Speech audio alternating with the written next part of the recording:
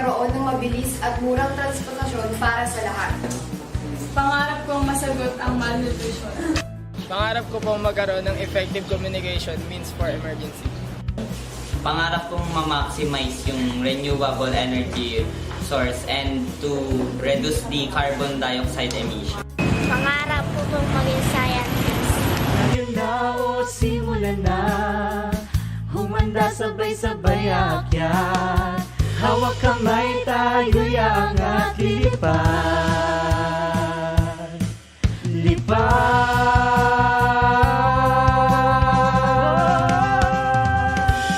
Ating abutin ang pangarap ni Juan sa pamamagitan ng agham. Ang kaunlaran ay makakamtan kung lahat magtutulungan. Tara na, sama-sama itaguyod ang siyensya. Maayos na bukas para sa Pilipinas.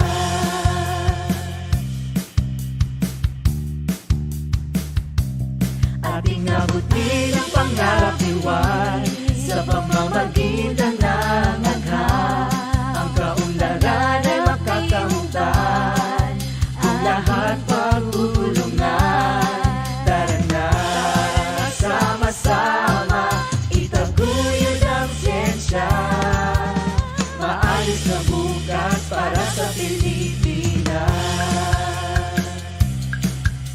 Maayos na bukas para sa Pilipinas. Maayos na bukas ating iparanas sa bayang Pilipinas.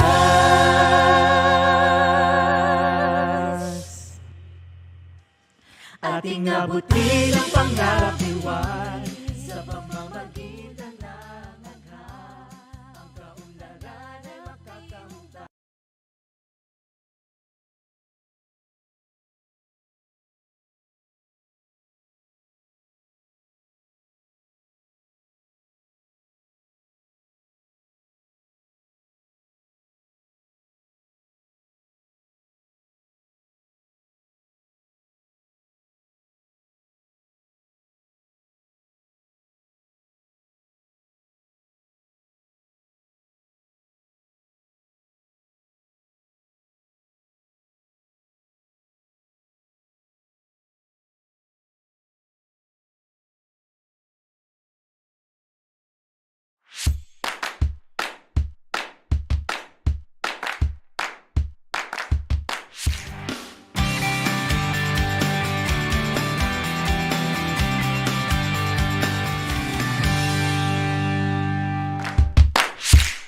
Tracing its roots back in 1901 from the then Bureau of Government Laboratories, which became the Bureau of Science, the Department of Science and Technology, Industrial Technology Development Institute, or DOST-ITDI, turned 119 years old on July 1, 2020. From basic researches to mapping of the country's flora and fauna and other local resources for scientific studies, DOST-ITDI has been a vital instrument in establishing the research and development agenda in the country. It was 1958 when the Bureau of Science became the National Institute of Science and Technology, NIST, that industrial R&D started gaining ground while harnessing local resources and skills towards self-sufficiency and optimized productivity. Industrial R&D went full gear in 1987 when the NIST was renamed Industrial Technology Development Institute, focusing on 4 major functions: research and development, technical services, technology transfer, and custodian of the national units of measure to provide international traceability. DOST-ITDI research and development covers 5 major areas: food, environment and biotechnology, chemicals and energy,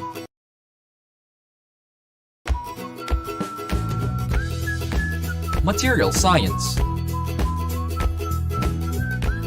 and packaging technology.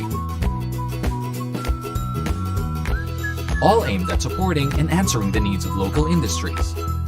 Complementing its R&D are its technical services, standards and testing,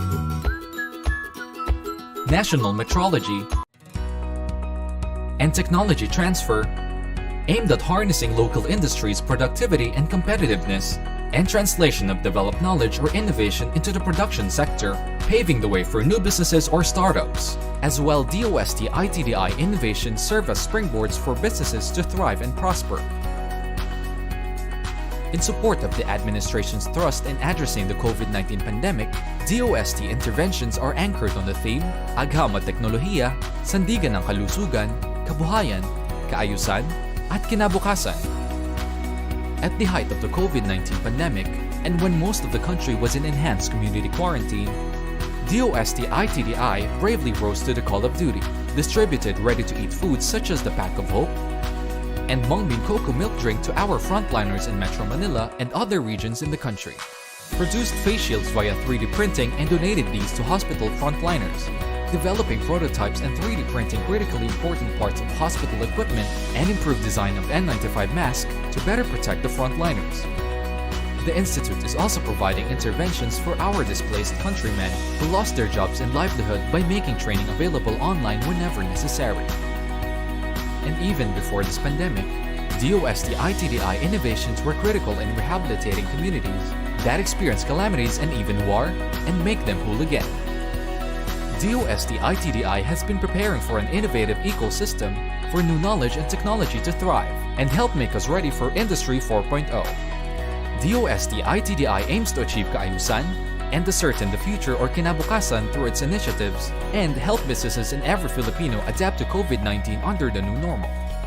State-of-the-art facilities are being established. Construction of the Simulation Packaging Testing Laboratory, SPTL, and Green Packaging Laboratory, GPL, is ongoing. At the SPTL, stress conditions that affect products during transport are simulated that can help mitigate losses during distribution, while produced products can be processed and packed in a green packaging laboratory. AMSIN, or the Advanced Manufacturing Center, DOST's 3D Printing Technology Center, is a joint project with Metals Industry Research and Development Center, MIRDC. ITDI focuses on developing multiple 3D printing materials from local materials to reduce cost. Halal Food Research and Development Facility. With this facility in place, the Institute hopes to develop new food products that are compliant to Halal standards and as well support DOST as it responds to Republic Act No. 10817, or the Philippine Halal Export Development and Promotion Act. Enhancement of the competence and capabilities of the National Metrology Laboratory of the Philippines. Expertise and facilities are being upgraded, and construction of laboratory facilities for metrology and chemistry and biology are now ongoing. It is envisioned that the animal will provide the country with credible measurements and traceability in the fields of physical, chemical, and biological metrology. And with the emergence of the COVID-19 pandemic, DOST response has been decisive. With the support of President Duterte and the Interagency Task Force for the Management of Emerging Infectious Diseases, the DOST will establish the Virology Science and Technology Institute of the Philippines, or VIP, to be constructed at the new Clark Economic Zone in Capas, Tarlac. The VIP shall be pursuing priority virology research and developing diagnostic kits, therapeutics, and vaccines for diseases caused by viruses, where DOST-ITDI will have a critical function. From laying the groundworks for science and technology in the country, the Industrial Technology Development Institute of the Department of Science and Technology, through the years, which turned 119 last July, has been consistently providing innovations to industry to help make them competitive, emerging as a credible industry partner. The Institute has been instrumental as well in mitigating hazards and improving the lives of disaster victims and communities to rise again. With so much optimism with this cooperation and bridging of talents and expertise, we look forward to enhance science, technology, innovation, competitiveness, and the emergence of new research and development capabilities that hopefully will translate into new products and services that meet the current and future needs of our nation and the people.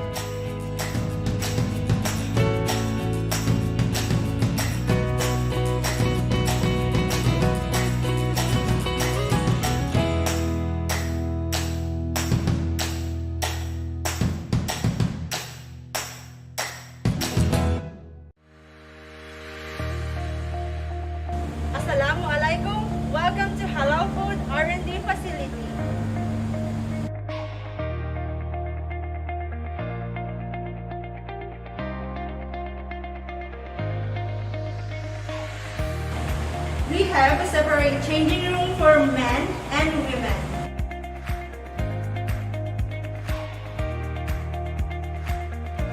We also have our stock room. We have also the raw material area. And also we have the washing area. Let's proceed to our processing area where we conducted halal bakery products such as halal loaf bread and halal pandesal.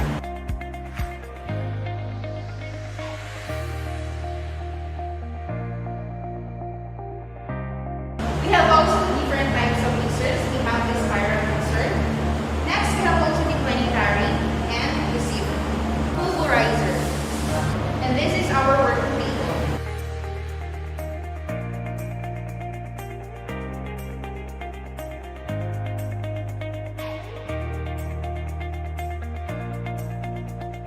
This is a cabinet dryer where we use to dry selected food ingredients such as dried garlic, onion, black pepper, and chili. And also, we also dry clear dehydrated food products such as dried pineapple, dried coconut, and dried mango.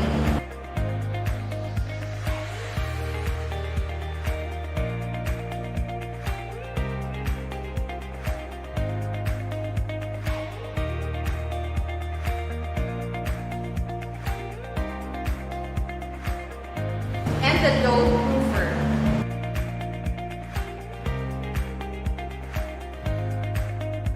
Baking oven. This is used to bake halal baked products.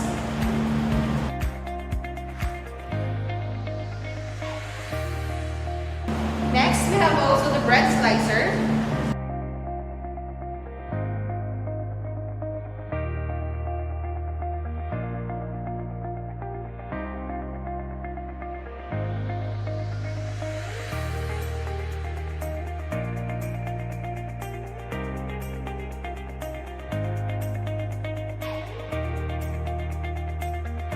Let's proceed to packaging area. We have the digital metal detector and our packaging materials. The DOST Halal Research and Development Facility also accepts trainings, consultancy services, and assistance in the development of halal assurance system for firms, contract research for product development, and use of their facility for MSMEs, LGUs, and academics.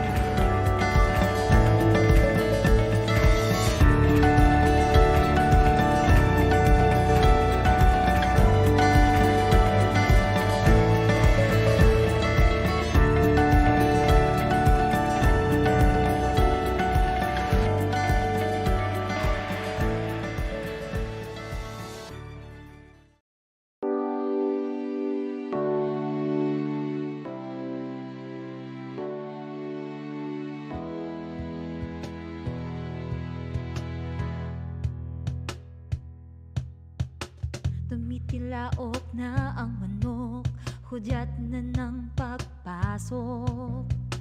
Paglilingkod na walang kapalit, sa bayan ng aming hatid. Tara na, kaibigan, huwag kang magpaiwan. Gamitin ang dunong bansa'y susulong.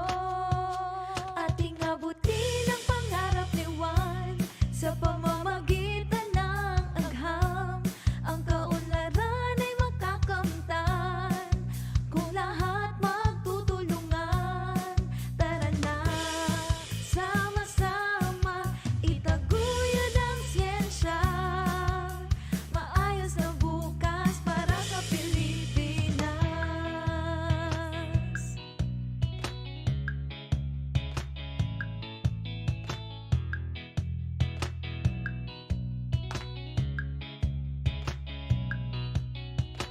Anumang hamon ay haharapin, mahirap man ay kakayanin.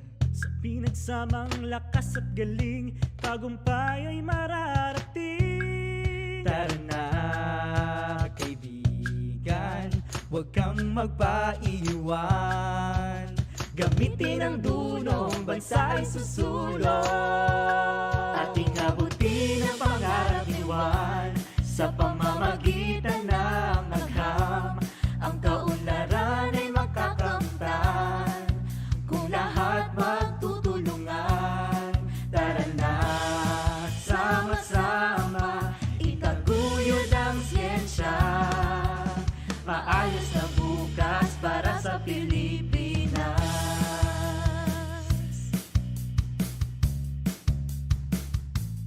Ating abutin ang pangarap iwan sa pamamagitan ng agham. Ang kaunlaran ay makakamtan kung lahat magtutulungan. Tara na, sama-sama itaguyod ang siyensya. Maayos na bukas para sa Pilipinas. Ang pangarap ko ay maging piloto. Pangarap kong magkaroon ng chief alternative for personal hygiene. Pangarap kong magkaroon ng mabilis at murang transportasyon para sa lahat. Pangarap kong masagot ang malnutrition. Pangarap ko pong magkaroon ng effective communication means for emergency. Pangarap kong ma-maximize yung renewable energy source and to reduce the carbon dioxide emission. Pangarap ko pong maging scientist. Ngayon na o simulan na, humanda sabay-sabay akyat. Hawak kamay tayo'y aangat, lilipad.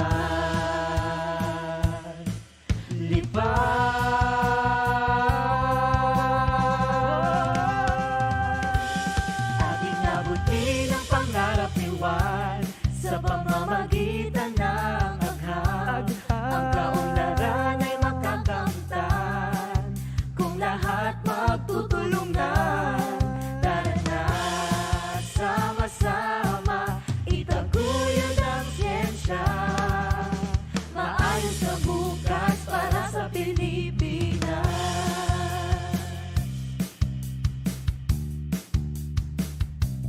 Ating abutin ang pangarap iwan sa pamamagitan ng agham. Ang kaunlaran ay makakamtan kung lahat magtutulungan. Tara na, sama-sama itaguyod ang siyensya. Maayos na bukas para sa Pilipinas. Maayos na bukas para sa Pilipinas. Maayos na bukas ating iparana sa bayang Pilipinas.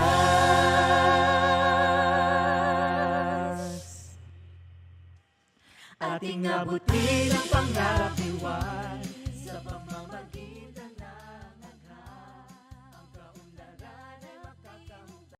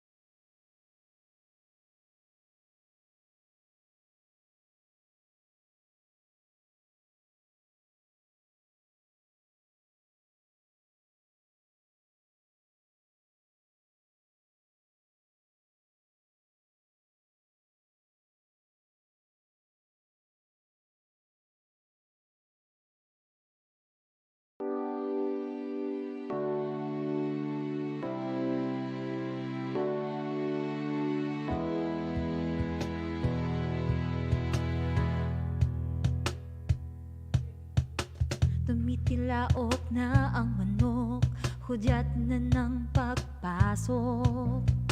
Paglilingkod na walang kapalit, sa bayan ng aming hatid. Good morning po, Facebook and YouTube participants. Kaibigan, huwag kang magpaiwan.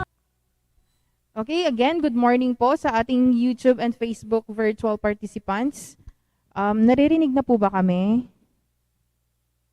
No audio. Ayan, okay. Okay. Meron na po ba?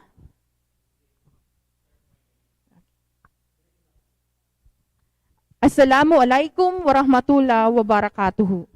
Good morning, YouTube and Facebook virtual participants. Welcome to the Halal webinar series. I am Klang, and I will be the one of your hosts for today's activity.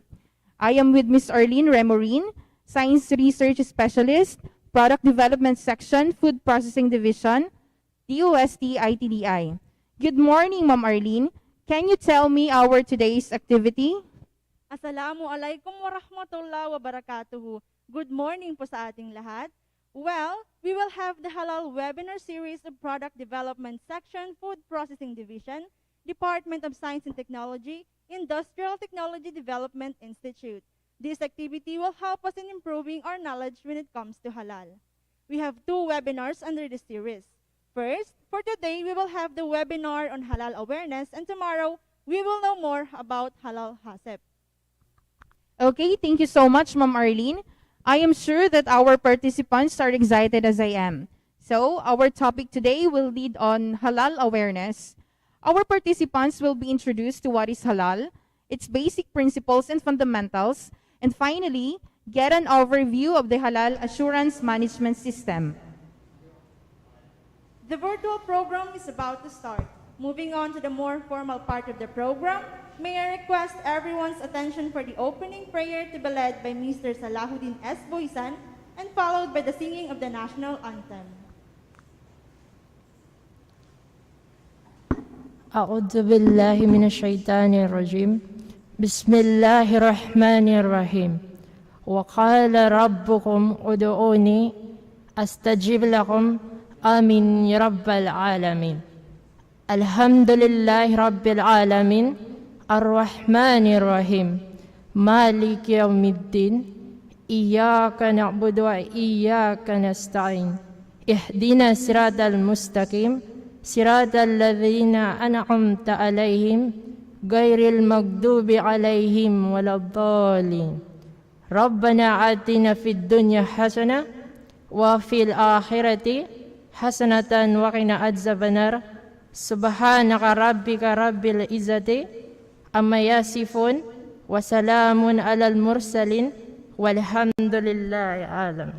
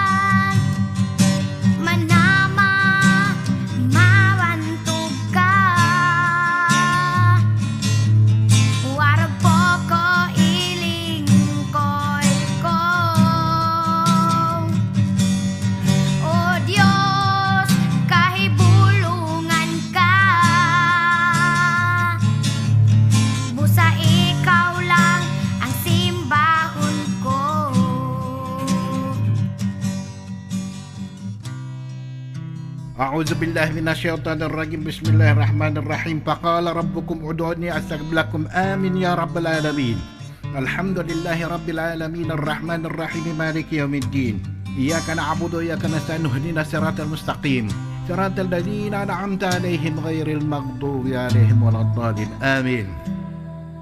اللهم اجمع شامل المسلمين والكريستيان والأمم في مدينة دباو وسلم دائما مجتمعنا هذا بالسلم والأمن والتقدم في بلدنا هذا آمين يا رب العالمين. ربنا لا تزغ قلوبنا بعد إذ هديتنا وهب لنا من لدنك رحمة إنك أنت الوهاب. ربنا إنك أنت الوهاب. ربنا آتنا في الدنيا حسنة وفي الآخرة حسنة وقنا عذاب النار. وصلى الله على خير خلقه سيدنا محمد وعلى آله وصحبه وسلم. سبحان ربك رب العزة عما يصفون وسلام على المرسلين والحمد لله رب العالمين آمين يا رب العالمين.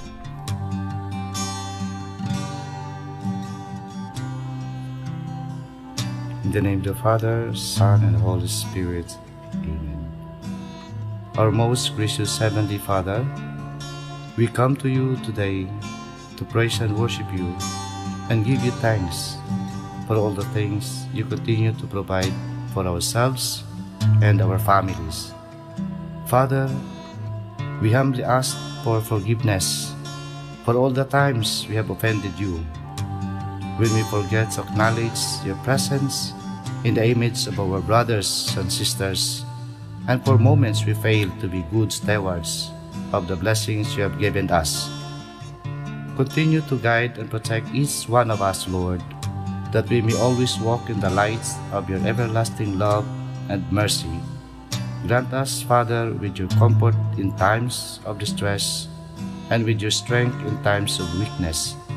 Bestow upon us your unending grace and healing, that we may in turn become instruments of gentleness and compassion to others.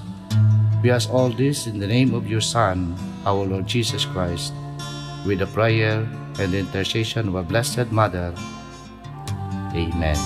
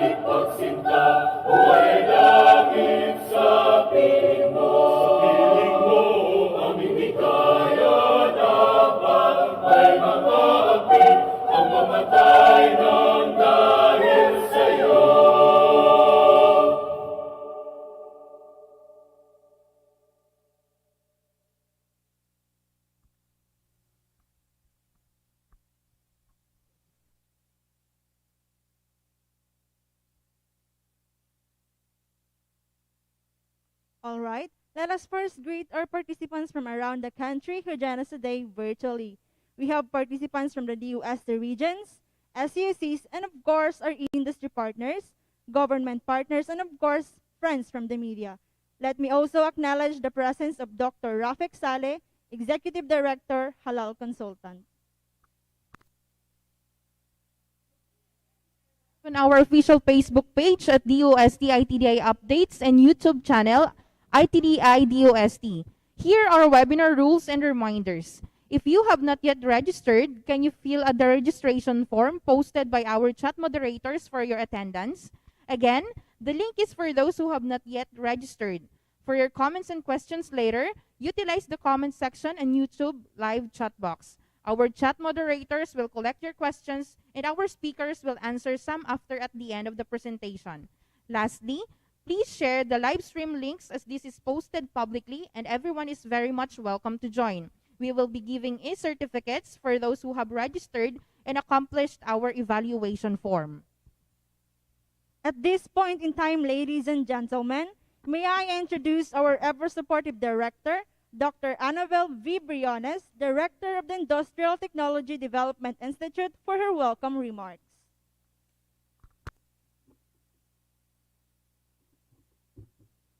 Assalamualaikum warahmatullahi wabarakatuh.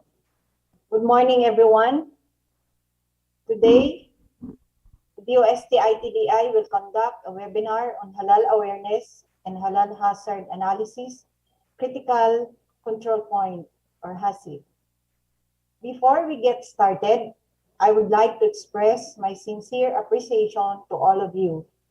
Thank you to Dr. Anthony C. Sales, the program leader of the DOST Halal program and the regional director of DOST Region 11, Dr. Rafik Saleh, and Dr. Jane Tranquillian for taking the time to be with us in this important activity. I also would like to acknowledge the presence of the representatives of the DOST regional offices from DOST 1, 2, 3, 4, Mimaropa, 5, 6, 7, 8, 9, 10, 11, 12, and DOST Caraga. To the DOST ITDI project leaders on Halal, the head of this Halal webinar series, Ms. Maria Elsa Falco, and our resource persons. I also would like to acknowledge the staff working behind this activity for the hard work they spent. I am pleased that we are all gathered here virtually with the participants from the different institutions to carry out the DOST Halal S&T program activities. I want to welcome all of you here today and thank each of you for participating in this activity. This webinar, as previously mentioned, is a two-day activity.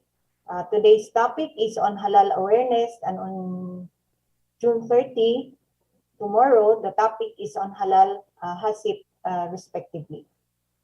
The purpose of this halal webinar is to assist everyone with a better understanding of the term halal and its importance to Muslims. In addition, it aims to effectively understand halal HACCP development, especially in the food industry, to produce halal and tayyib, meaning wholesome, for the local and international halal market. Under the DOST Halal S&T program, ITDI has developed a halal assurance system, or HAS, for specific products. Included in HAS is the stipulation to identify halal critical control points, CCPs, or critical activities. We aim to support the country's bid to become one of the world's halal industry champions.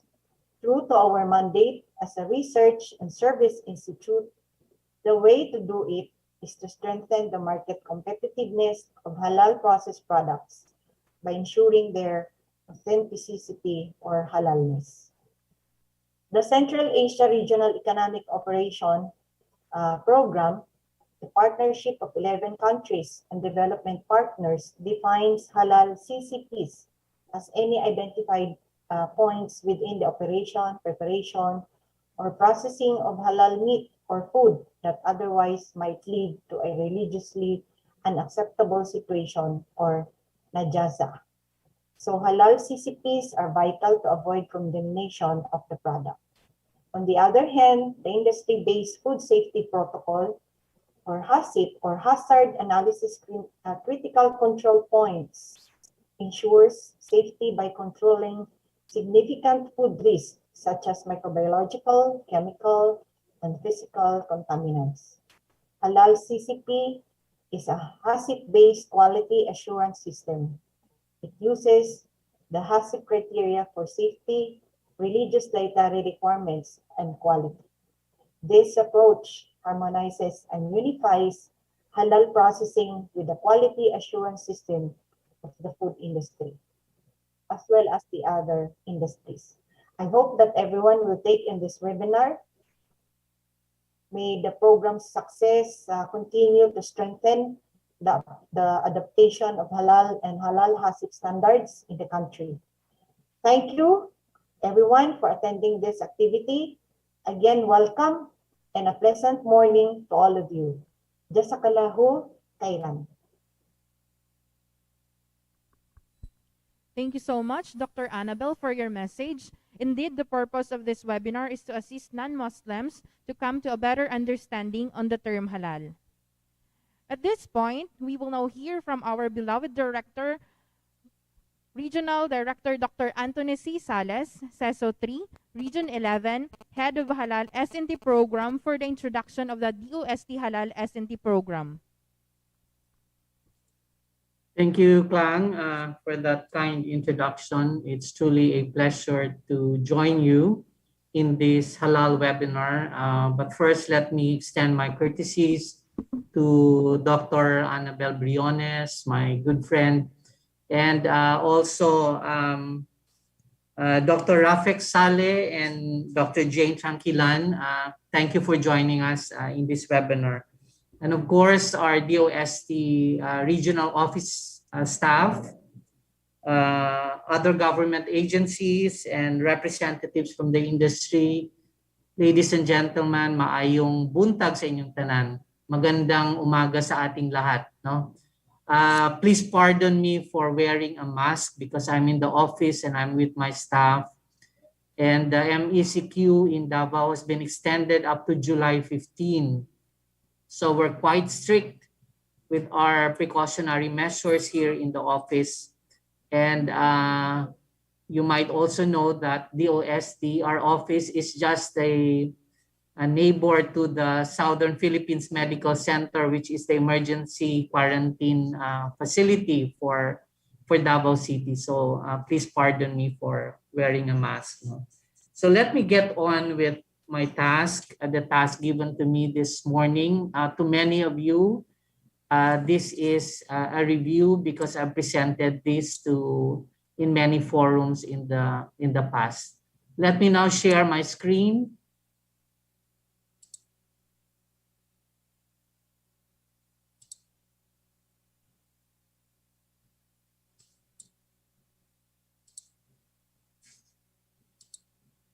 Okay. As mentioned earlier, I'm serving as the DOST Halal S&T program leader.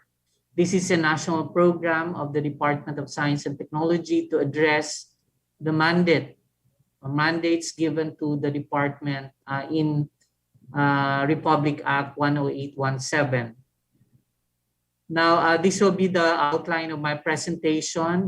In the interest of time, I'll breeze through the role of DOST in RA 10817 and the role of DOST as defined in the memorandum circular issued by the DOST in 2016, right after the passage of the law. And I'll segue into the DOST Halal S&T program, which is the meat of my presentation. Now, perhaps many of you, or if not all of you, are aware that in 2016, the Philippine Halal Export Development and Promotion Act was passed into law. It was enacted into law. And the implementing rules and regulations was signed the year after in 2017. So as defined in the RA 10817, the roles of the OST include the following. First is we serve as a member of the Philippine Halal Export Development and Promotion Board. And the OST is represented by the Secretary and the Undersecretary for Regional Operations serves as alternate to the Secretary in the Philippine Halal Export Development and Promotion Board. We are also mandated to assist in the upgrading of facilities of institutions. No?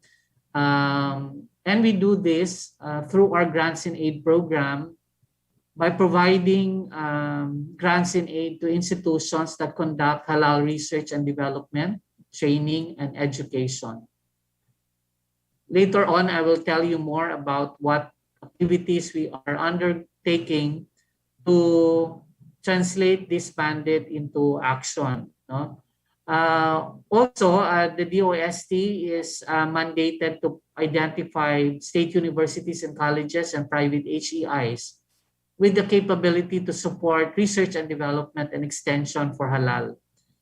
And from the outputs of R&D, we now impart scientific and technical knowledge on halal standards, and also we provide laboratory services to industries. It is actually stipulated in the law that government agencies should include targets on halal in their programs, projects, and activities. And of course, they should provide a corresponding budget to these programs, projects, and activities.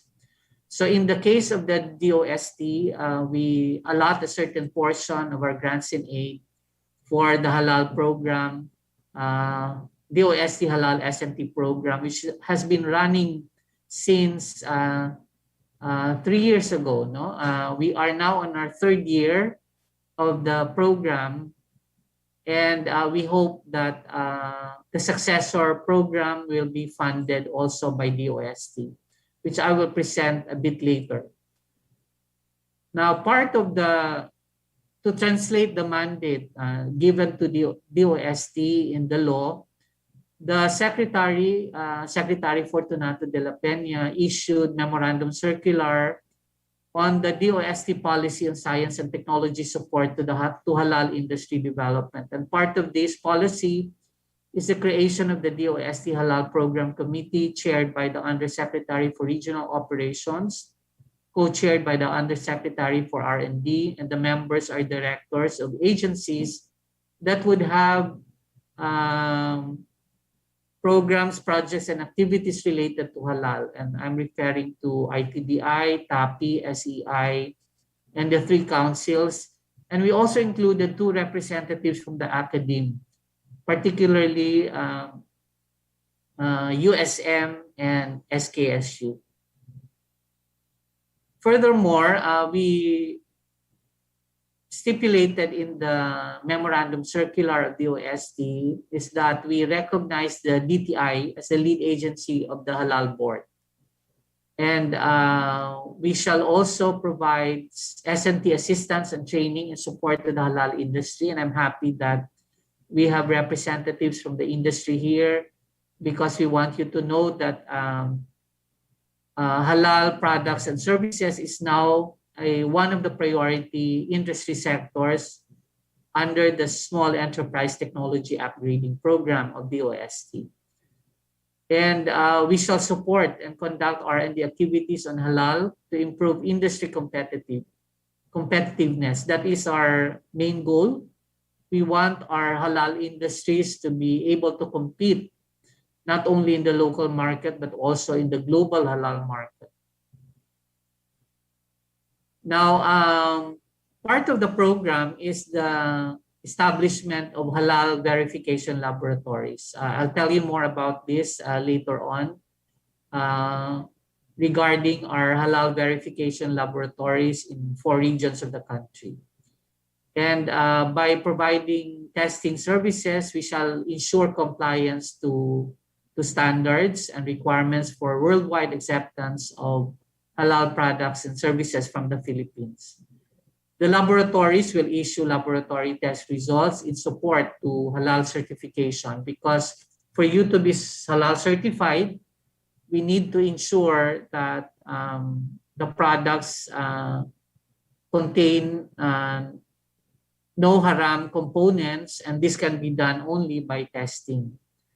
And we also want to promote, support the use of the Philippine Halal logo.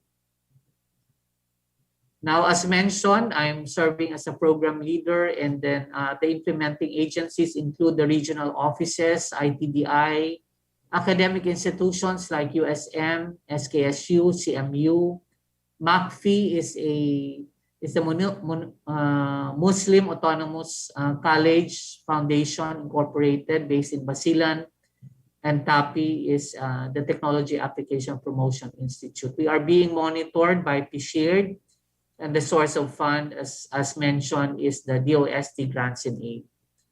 We came up with a roadmap for the program, and the program ends next year.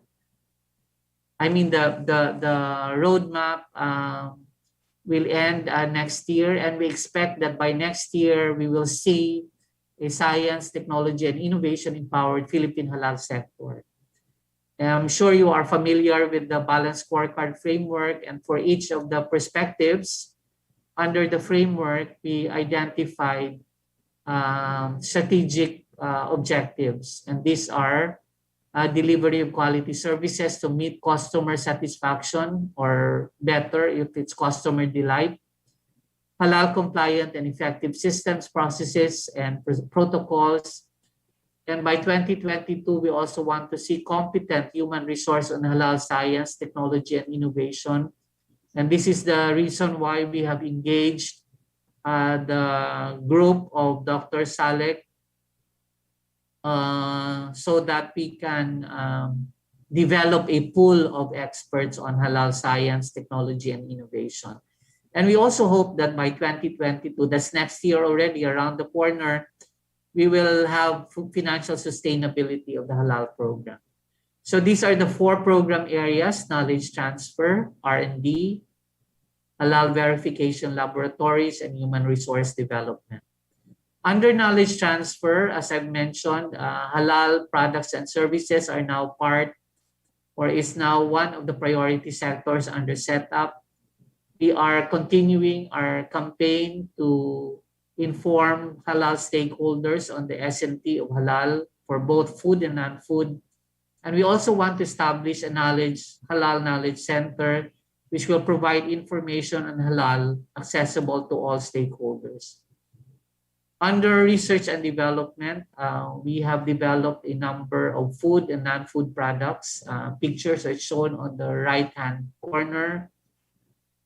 This includes bakery products, banana products, Muslim delicacies, regional native delicacies, and emulsified chicken products. For non-food, we decided to focus on lipstick, toothpaste, shampoo, soap, and lip gloss. All these technologies are now available for transfer to the private sector and for commercialization. Still under research and development, as mentioned by Director Briones, we established a number of halal assurance systems for a number of products. And part of the outputs of the R&D projects is the development of monographs, which will serve as references on different technologies that can be useful for the industry. We also develop competencies with the help of Dr. Rafik and Dr. Jane. We trained halal lead auditors and halal lead trainers.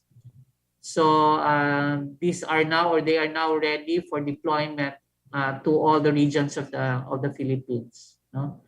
And this includes members of the food safety teams, DOST staff, industry partners, academic partners. We also forge partnerships with a number of private companies. These are the companies that are eyed to be the adopters of the technologies that we developed under the R&D component of the program. Also under research and development, we have this new project with UTP, that's the University Petronas, Technology Petronas of Malaysia, now the number one, the highest ranking university in Malaysia, on the development of a blockchain-based novel system or application for transparent traceability of halal and tayyib cacao products. We all know that cacao is one of our major export commodities, and we want to provide easy access to information about the products that we sell, not only in the local market, but also in the global market. For the halal verification laboratory, we now have 4 laboratories, one in Davao, one in Laguna, one in Coronadal, and another one in Cotabato City. So this is the status of the 4 laboratories. 2 are already accredited under the ISO IEC 17025-2017 standard. The laboratory in Cotabato is now undergoing application, and the one in the DOST-12, the accreditation is on process. So we are now ready to provide tests to our clients, including porcine DNA detection, ethanol and methanol in food, and alcohol-based sanitizers. Under the human resource component, we developed a course curriculum, certificate program curriculum that was done by USM, CMU, and SKSU, and this will be offered by August 2021. We also launched our halal training modules. This has already been endorsed to the Halal Board for adoption, approval and adoption. And we also launched our recognized lead auditors and trainers last July 2020. So far, we have trained 150 trainers, including food safety teams, PSTC staff, research analysts under the program. And the certificate course on food production includes 3 modules as shown here. Facilitator's guide. This will be a 6-month course in halal science to be offered to be piloted in the first 3 academic institutions. And we also develop a strategic human resource development plan on halal for halal stakeholders. We also organize regional halal committees in the regions. And as shown earlier in the AVP of ITDI, we now have a halal R&D center in ITDI, which was launched in 2019. This is another facility that we hope will be operational before the end of the year, a meat processing facility at USM. I do not have to dwell on this. These are the other engagements of the different regional halal committees and the DOST halal S&T project staff. So as mentioned, we already endorsed 3 resolutions to the Halal Board. One is on the halal training modules.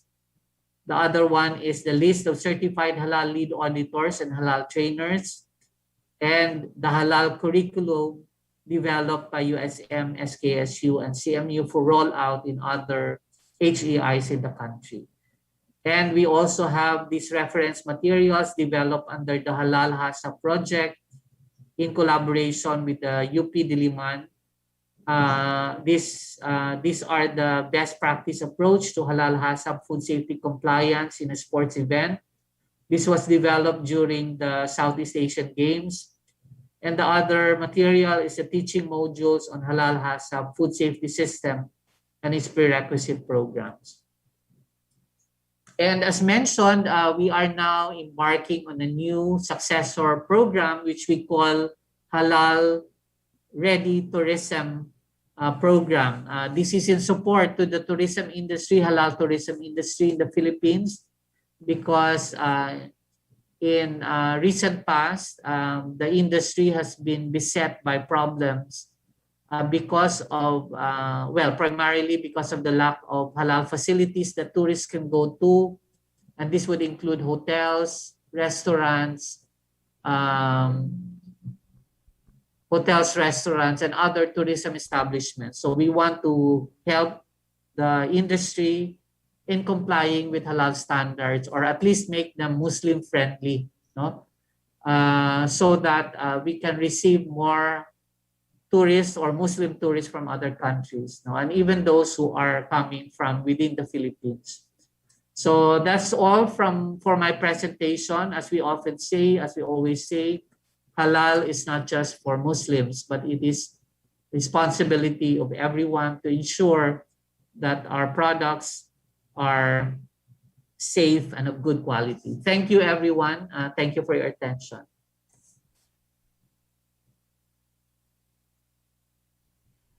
Thank you so much, Dr. Anthony. Indeed, halal is not just for Muslims, but for everyone. Now, let us have our speakers this morning. Ms. Arlene, kindly introduce our first speaker. He is a science research assistant at Product Development Section, Food Processing Division, DOST-ITDI, a Master of Science in Food Science at University of Santo Tomas, Manila, a graduate of Bachelor in Technology, major in Nutrition and Food Technology at Technological University of the Philippines, and he is also a certified halal lead auditor at International Halal Integrity Alliance, Kuala Lumpur, Malaysia. He will discuss about what is halal. Let us all welcome Sir Bienvenido B. Flores Jr.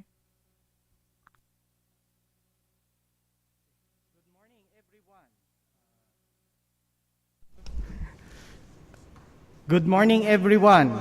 Thank you for the warm welcome, Ms. Arlene. My topic is about halal. So I want to share to you a greeting for our Muslims, brothers and sisters.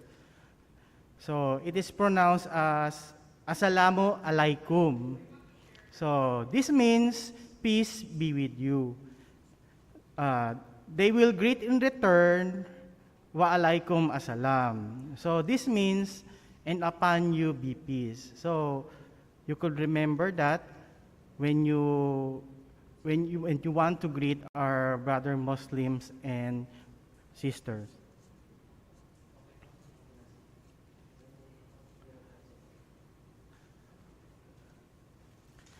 This will be the outline of my presentation. First, what is halal? Halal versus haram, Islamic laws or Sharia laws. Why halal? Halal industry and the different categories and other definition of terms. Let's proceed. What is halal? Halal refers to food, non-food, services, and other activities which is prohibited by the Sharia law. For the food and non-food that has no pork and blood from it, even parts which is used as materials or ingredients. For services, there is an Islamic finance and banking. For the other activities or services is halal tourism. These are for the Muslim families who wants to travel. In general, every food is considered halal in Islam unless it is prohibited by the Sharia law. By official definition, halal foods are those free from any component that Muslims are prohibited from consuming. Next, these are processed, made, produced, manufactured, and or stored using utensils, equipment, and or machineries that have been cleansed according to Islamic law. is halal only for Muslim? That is the question being raised. Halal is for all human beings, from the Quran scripture, which translates that, O mankind, eat from whatever is on earth that is lawful and good, and do not follow the footsteps of Satan. Indeed, he is to you a clear enemy, because halal is safe, healthy, quality-wise, it is pure and clean. Besides all that, it tastes the same as you eat normally. Next, what is the difference of halal and haram? Halal is permitted, lawful, and allowed by the Sharia law, while haram or non-halal is forbidden, unlawful, and not allowed by the Sharia law. Let's proceed to Islamic and Sharia law. Sharia comes from the Quran or Quran. This is the sacred book of Islam, which Muslims consider the actual word of God or Allah. So there are 4 books considered sources of Islamic laws. They are the Quran, Hadith, Ijma, and Qiyas. So the Quran, this is the central religious text of Islam, which Muslims believe to be revelation from God or Allah. Hadith refers to the record of the words, action, and silent approval of the Islamic prophet Muhammad. And Ijma is an Arabic term referring to the consensus or agreement of Islamic scholars on the point of Islamic law. Next is the Qiyas, or is the process of deductive analogy in which teachings of the Hadith are compared and contrasted with those of the Quran.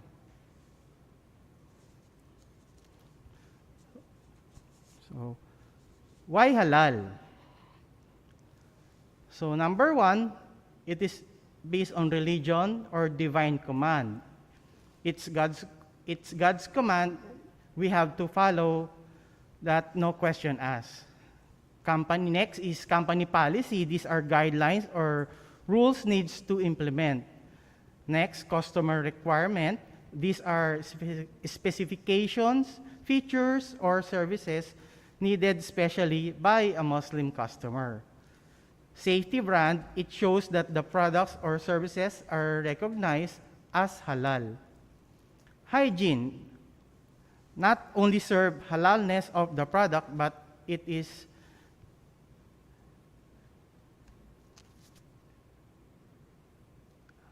not only serve halalness of the product, but also its sanitation. Cleanliness, this is the proper guidelines, and also materials used should be halal. Next, market demand.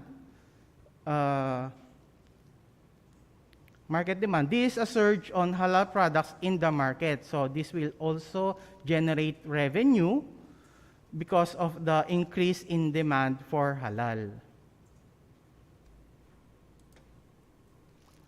So next is confidence. So this gives assurance to Muslims customers.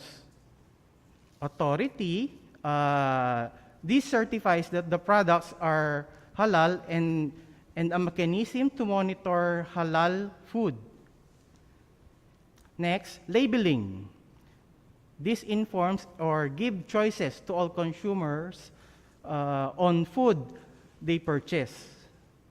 Next, quality. This indicates that product not only fulfilling halal requirements, but also strict hygienic practices and quality attributes of the products. Next, expand product or niche market.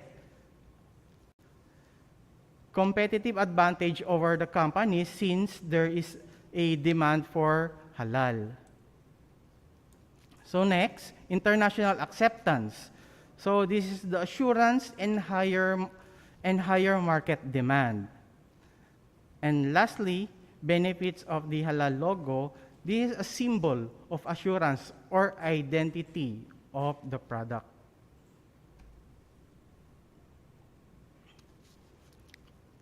So this is the global Islamic economy for halal food and lifestyle sector in 2019. It reaches 2.02 trillion for Islam, 2.2 trillion.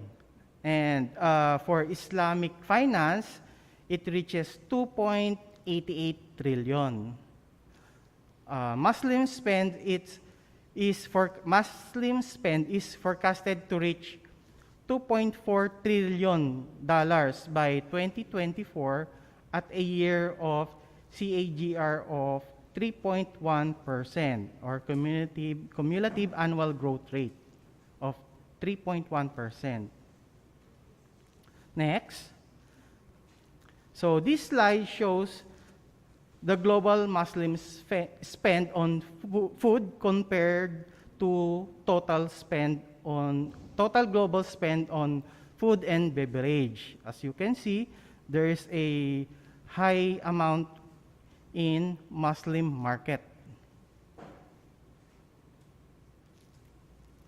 So next, this is the Muslim world population, which is 24%, and the number is increasing. Here are the halal categories for industry. So 1, cosmetics and personal care, pharmaceuticals, Islamic banking and finance, next, slaughtering, agriculture, laboratory testing and analysis, food service, food processing, and tourism.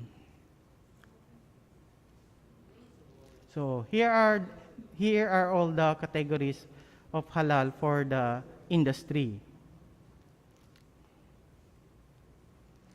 So here are some definition of terms that you will encounter during our seminar. One is najis, which means filth, unclean, and unacceptable. Next, mashbu or shubha, which means doubtful, questionable. So next, the Sharia law or Islamic law. This is the fundamental religious concept of Islam. Next is surtu, so sometimes known as ritual cleansing.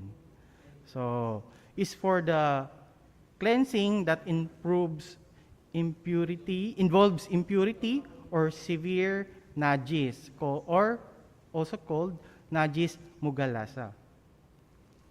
So another term is halal certification.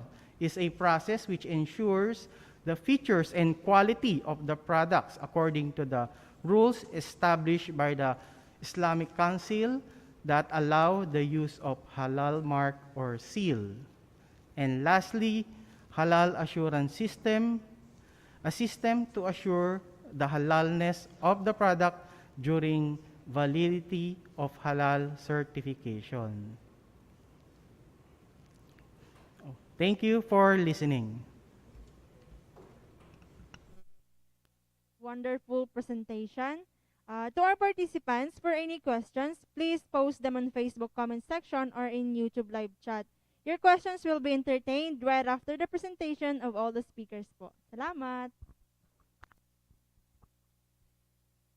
Okay, without further ado, let's proceed to our second resource speaker.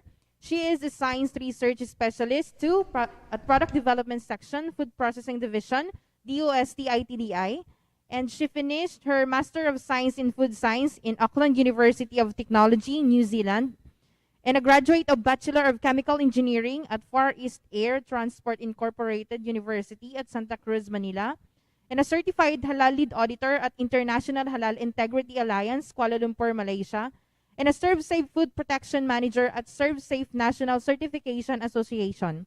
She will discuss about the halal basic principles and fundamentals. Help me welcome our second resource speaker, Ma'am Christine Ann S. de la Cruz.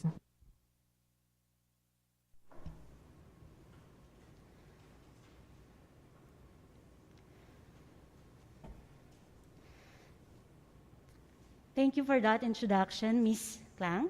Good morning, everyone. In continuation to the previous presentation, I will be presenting to you the following topics. First, the halal basic principles and fundamentals, then sources of halal. Next is the possible sources of najis, and finally, the halal supply and production chain. Let's start with the halal basic principles. So what are these? These are the legal principles or guiding principles established by Islam as determining criteria upang masagot natin ang tanong whether ang isang bagay or product ay halal or non-halal.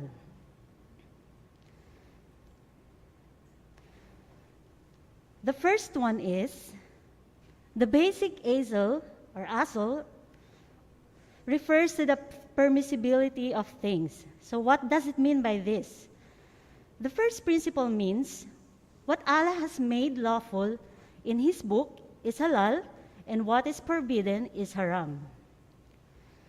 Next principle, letter B, to make lawful and to prohibit is the right of Allah alone. Islam has restricted the authority to legislate about halal or haram kahit anong religious position nito. Only Allah can make things lawful and prohibited. C, the prohibition of things is due to their impurity and harmfulness. So in Islam, things are prohibited only because they are impure or harmful. Next principle, what is halal is sufficient, what is haram is superfluous, meaning unnecessary. So Islam has prohibited only things that are unnecessary while providing alternatives which are better and which gives comfort and ease to human beings. For example, gambling. Gambling is prohibited but has permitted betting in the form of competition. Example number 2, for adultery. Adultery is prohibited but has encouraged lawful marriage. Another example, in the case of intoxicating drinks. These drinks are prohibited. Why? So that one may enjoy other delicious drinks which are wholesome for the body and mind.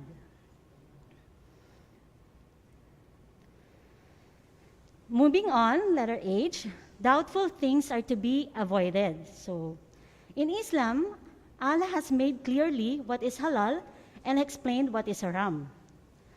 However, there is a gray area between the halal and haram.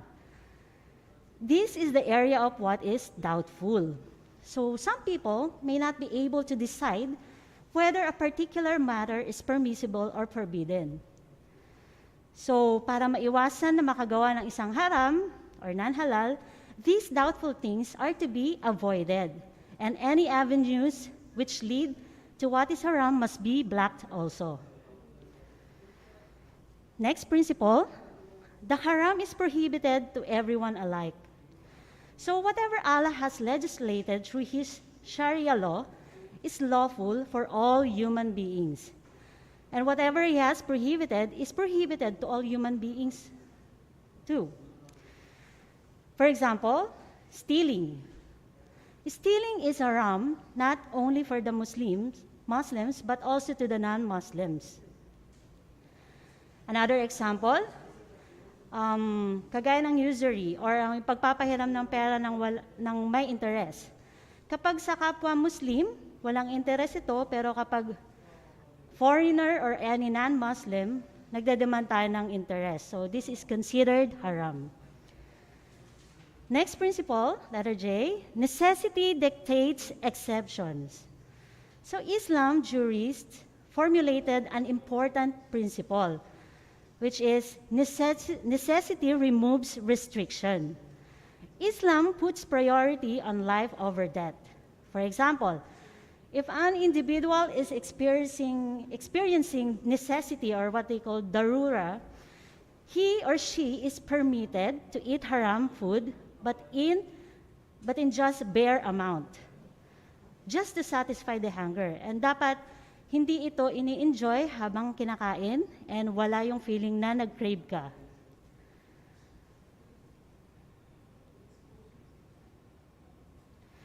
Okay, so those are the guiding principles in determining halal or non-halal.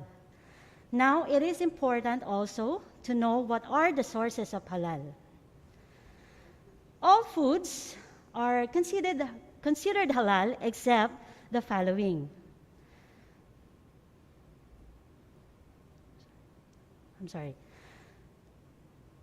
Okay, based on Malaysian halal standard, the main sources of human food and drinks are plants and animals. These plants and animals come from various kinds and species. Some of them are halal and the others are non-halal or haram. Animals can be divided into two main categories, the land animals and aquatic or water animals. Other sources are mushroom and microorganisms, natural minerals and chemicals, drinks, and genetically modified food. So we will discuss further into details each sources. Okay, for the sources of halal food, all land animals are considered halal, except if A, land animals are not slaughtered according to Sharia law. So as you can see on this slide, these are the examples of animal slaughter in non-halal way. So ano po ba yung mga requirements for halal slaughtered animals? Slaughtering process shall take into account the animal welfare in accordance to Sharia law. The following requirements shall be complied with. So slaughtering shall be performed only by a practicing Muslim who is mentally sound and fully understands the fundamental rules and conditions related to the slaughter of animals in Islam. So the slaughterman shall have a certificate for halal slaughter issued by a competent authority. Next, the act of slaughtering shall be done with niyyah or intention in the name of Allah and not for other purposes. The animal to be slaughtered has to be an animal that is halal. The animal also must be alive or deemed to be alive and healthy at the time of slaughter and have been approved by the competent authority. Another requirements for halal slaughter are: the slaughtering is recommended to be performed while facing the Qibla or the direction of the sacred shrine of the Kaaba in Mecca. The slaughtering lines, the tools, and utensils shall be directed for halal slaughter only. The slaughtering knife or blade shall be sharp and free from blood and other impurities. And slaughtering shall be done only once. Okay. Figure 1 shows the slaughtering part of the chicken. And figure 2 shows the method of slaughtering a chicken. So how is it done? It shall begin with a cut on the neck at some point just below the glottis, and after the glottis for long-necked animals. The slaughter act shall cut off the trachea, esophagus, and both the carotid arteries and jugular veins to hasten the bleeding and death of the animal. And the bleeding shall be spontaneous and complete. The same is true in the case of cattle. So that's the requirements for halal slaughter. So going back to the sources of halal, all land animals are halal except for B, pigs, dogs, and their derivatives are non-halal. Except, again, letter C, animals with long pointed teeth or tusks, which are used to kill prey such as tigers, bears, elephants, cats, monkeys, and etc. except predator birds such as eagles, owls, and etc. Except pests and poisonous animals such as rats, cockroaches, centipedes, scorpions, snakes, wasps, and other similar animals. Except also creatures that are considered repulsive such as lice, flies. Farm halal animals which are intentionally or continually fed with najis or dirt or impure substances. And animals that are forbidden to be eaten in accordance to Sharia law, such as donkeys and mules. Another sources of halal are aquatic animals. These are water animals which live in water and cannot survive outside it, such as fish. All aquatic animals are halal except for A, those that are poisonous, intoxicating, or hazardous to health. So example of these are the puffer fishes, which contains toxic substances that may cause death for humans. Except also for animals that live both on land and water, such as crocodiles, turtles, and frogs. Aquatic animals, except C, aquatic animals which live in najis or intentionally or continually fed with najis are not halal. Another source of halal are plants. So all types of plants, their products and derivatives are halal or permissible and can be eaten except again if poisonous, intoxicating, and harmful to human health. So yun. There's a note here that product becomes halal when the toxin or poison has been eliminated during processing as permitted by Sharia and fatwa. Mushroom and microorganisms like bacteria, algae, fungi, or natural minerals and chemicals such as natural mineral supplements, natural mineral fine salts, natural flavored mineral water are also sources of halal except again those that are poisonous, intoxicating, or hazardous to health. Drinks such as water and beverages are also sources of halal. For drinks, all forms of water and beverages are permissible and can be taken except if they are poisonous, intoxicating, and harmful to human health. Thus, intoxicating drinks such as wines and alcoholic beers are prohibited. Another sources of halal are GMOs, or the genetically modified foods. However, if the food and drinks that contain GMOs are made by the use of genetic material of animals that are non-halal, by Sharia law are considered non-halal. So ito po yung mga examples ng food product labels that shows GMOs as one of their ingredients. Okay, so those are the sources of halal. Now, we must also know what are the possible sources of najis which are haram in Islam. The word najis is an Arabic language which means impurity or impure, dirty, polluted, contaminated, dirt, or filth. According to Sharia law, the sources of najis are dogs and pigs and their derivatives, as we have discussed earlier in the sources of halal. Another source of najis are halal food that is contaminated with things that are non-halal, and halal food that comes into direct contact with things that are non-halal.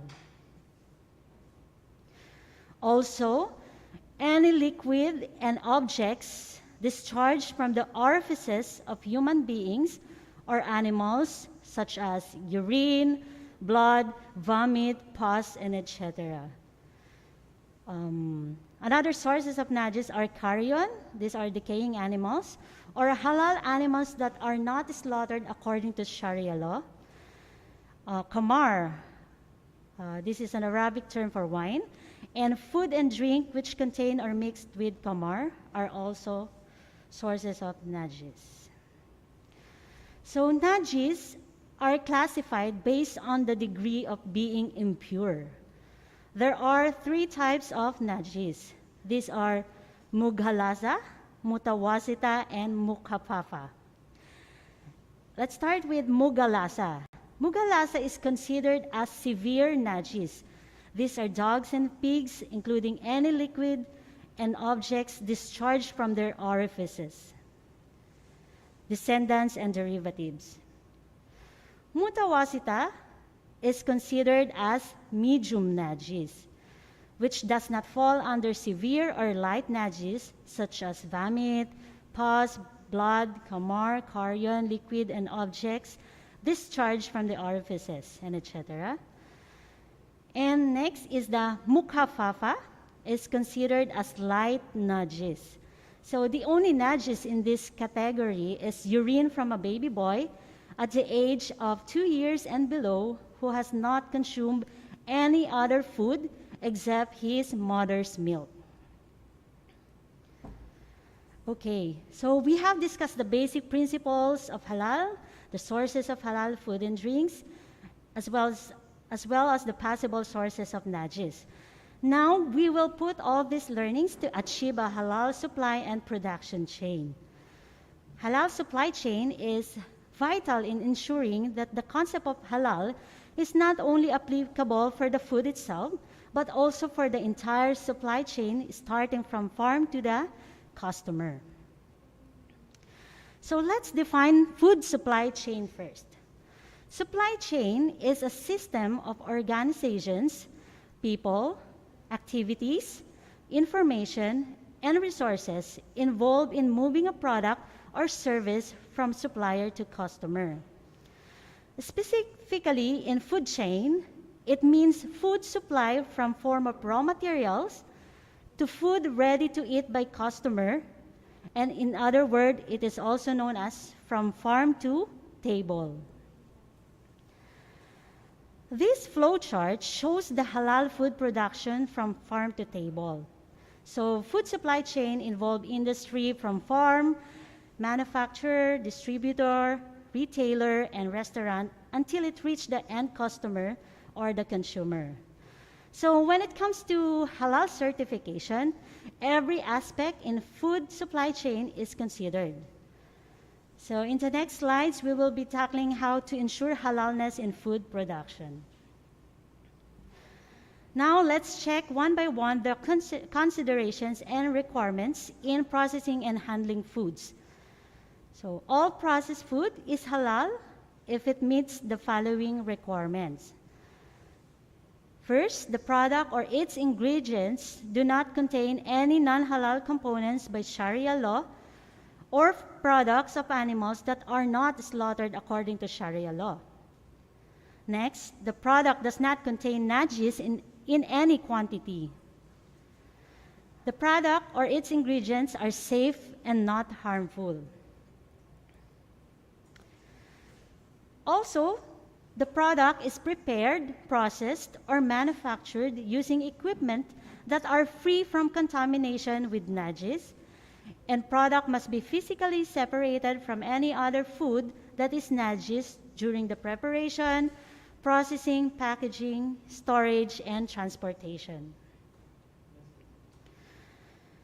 For the devices, utensils, machines, and processing aids used in processing halal food shall not be made or contain any materials that are najis and shall be used only for halal food. So if these devices, utensils, and machines are previously used or in contact with najis, these shall be washed and ritually cleansed as required by Sharia law. So ito po yung tinatawag nating SIR2 process.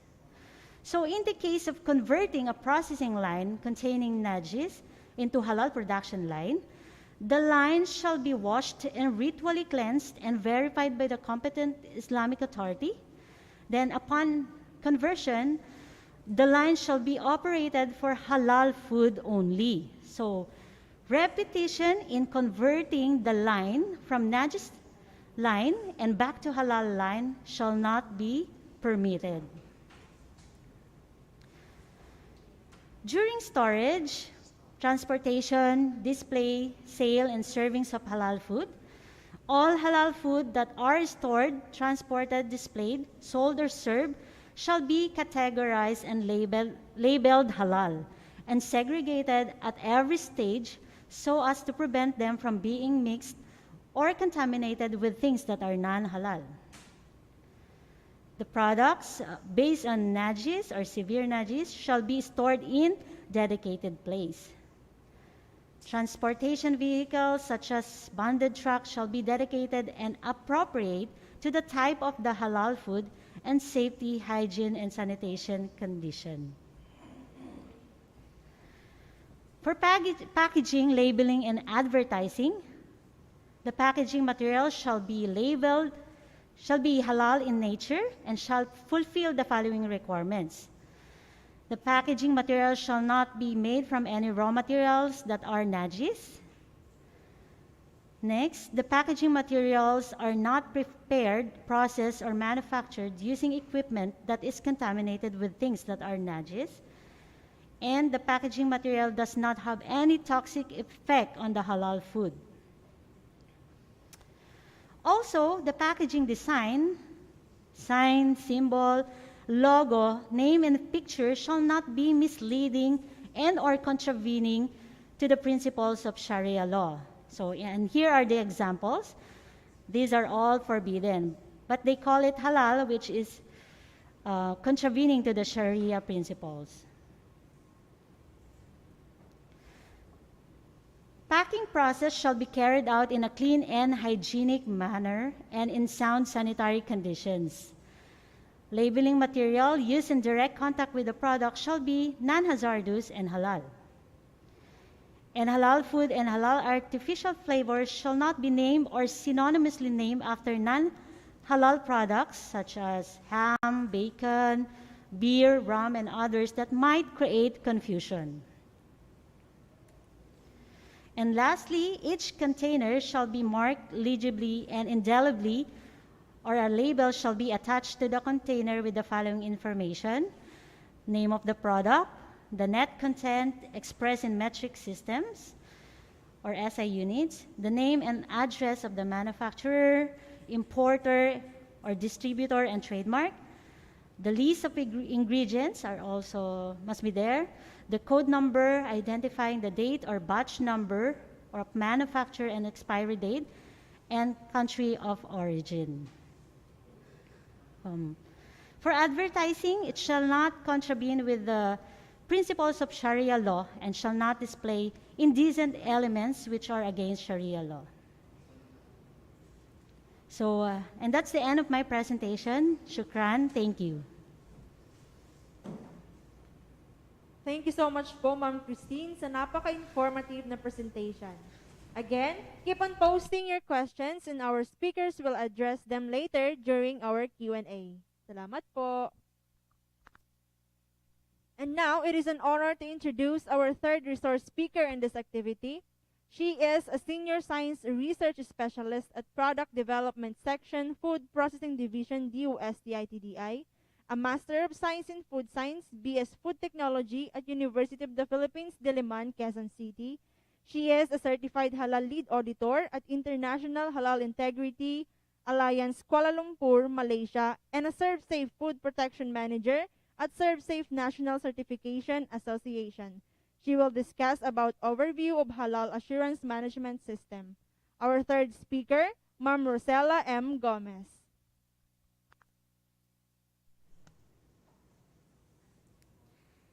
Thank you, Ms. Arlene. And good morning, everyone. Now we are on the third part of our webinar for today. The outline of this presentation is a brief overview of the Halal certification and the Halal assurance management system. There are different global certification authorities for halal. So for the manufacturing companies, if we intend to export our products to other countries, and halal certification is a requirement, we must check first which certification body is accredited by the certification authority in that country. Generally, the halal certification authorities manage all administration related to halal certification of domestic and imported products. So for Malaysia, they have the Department of Islamic Development, Malaysia, or also known as JAKIM. For Indonesia, before they have the Islamic Ulama Council or MUI, but recently another government agency, the Halal Product Assurance Agency, or the BPJH, was established and has the authority to issue, revoke, and manage all administration related to the halal certification of domestic and imported products, while MUI still has the authority to issue halal edicts. Next, for Thailand, they have the Central Islamic Council of Thailand. For Singapore, the MUIS, or the Islamic Religious Council of Singapore. For UAE, the ESMA, or the Emirates Authority for Standardization and Metrology. For Saudi Arabia, the Muslim World League. For America, the Islamic Food and Nutrition Council of America. And for the Philippines, we have the Philippine Accreditation Bureau of DTI. In the Philippines, we have the Philippine Halal Export Development and Promotion Board, which was established through the Philippine Halal Export Development and Promotion Act of 2016, as mentioned earlier by Dr. Tony. This is otherwise known as the RA 10817. The technical working group of the board prepared the Manual of Procedures for the Philippine National Halal Certification Scheme, and this was approved and adopted by the board last October 2018. The scope of the said certification scheme includes both products and services, namely food products, beverages, and food supplements, halal food premises or establishments, cosmetics and personal health care products, pharmaceuticals, farm systems including agricultural inputs and feeds, slaughterhouses, logistics, and others. This figure illustrates the Philippine halal ecosystem as discussed by Sir Datu Bimban P. Pangunotan Jr. during the webinar last May 27, 2001, entitled Expanding Philippine Exports to Global Halal Markets by the DTI-EMB. The diagonal broken line in this figure shows the separation of the functions of the government and NGO. The accreditation as function of the government on the lower part of the figure, and on the other side is the certification by the NGOs or the non-government organizations. All their efforts are for the benefit of the halal consumers. At the bottom part of the figure, the IHB, or the International Halal Body, certifies the products or connects with the Philippine Accreditation Bureau, or PAB, through an agreement. PAB is mandated to formulate accreditation guidelines as aligned with market requirements and international standards that will govern the Philippine Halal Certifying Bodies, or the HCB, and grant, deny, suspend, withdraw accreditations. Then the HCB certifies the products of the Philippine producers for the benefit of the halal consumers. For a company to secure halal certification, the general procedure is shown in this figure. The application shall be submitted directly to the halal certification bodies. So after determining the accredited certifying body in the country that we intend to export our product, we will ask their specific requirements in order to get halal certification. Please note that nagva-vary din po kasi yung requirement ng bawat certifying bodies. So, mas maganda po na diretso po tayo makikipag-communicate with them to determine kung ano po yung mga requirements. And then the application and documents for evaluation will be submitted to them. And then they will write you a letter para po dun sa fees and charges. At kapag nabayaran na po yun, magsischedule na po ng site inspection. Should there be observations that needs corrective action, the company or applicant should comply first. And then another site inspection will be conducted. If the non-conformance was properly addressed, then the report preparation by the auditor and then for evaluation of the committee. They will then give their recommendation whether to issue the certificate and logo or reject your application. Successful applications will be issued as certificate with this Philippine Halal logo. Should your application be unsuccessful, the company may choose to reapply. The requirements for certification in accordance with the Philippine Halal Certification Scheme varies depending on the size of the enterprise based on the criteria of DTI. Generally, there are more requirements for the large and medium compared with the small and micro enterprises. The board and senior management of the applicant for certification are responsible for ensuring compliance, such as development and implementation of HAS and hiring of appropriate number of Muslim workers.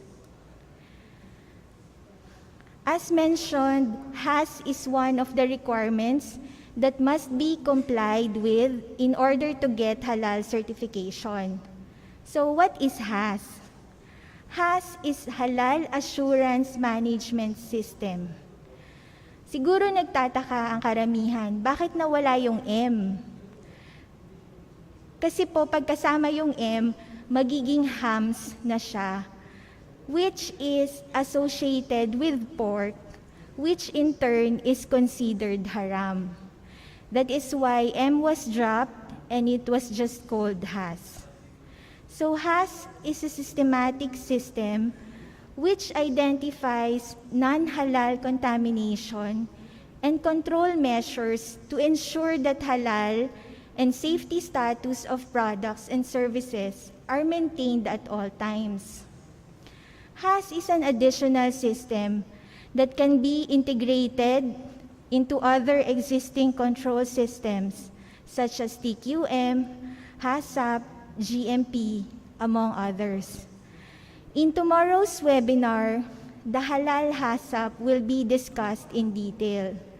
So the objective of HAS is to produce genuine halal products and services for the consumer and to sustain its status throughout the certificate's validity period. To set up a HAS system is not an easy task, but with the concerted effort of all the stakeholders, like the commitment of the management and employee, magagawa naman po siya. So there are 13 stages of HAS implementation. We will go over them one by one. Briefly lang naman po. So please note that this is based more on the Halal Malaysian standards. First is the management commitment. The management must be committed to comply with the regulatory requirements of halal certification. They must establish HAS that complies with the guidelines for halal assurance management system and ensure that halal toy ban is fully implemented and embedded in the system. This can be achieved through effective internal communication and of course, financial support. Kasi po, di ba pag mag-i-implement tayo ng bagong system, kung may mga kailangang improvement na gawin sa ating facility, meron pong kailangan training na i-undergo ang ating staff, mangangailangan po talaga ng financial support. So next is the establishment of the Internal Halal Committee or the IHC team. The IHC is a committee established by the organization to be responsible for developing, monitoring, and controlling the halal assurance system and ensure its effectiveness.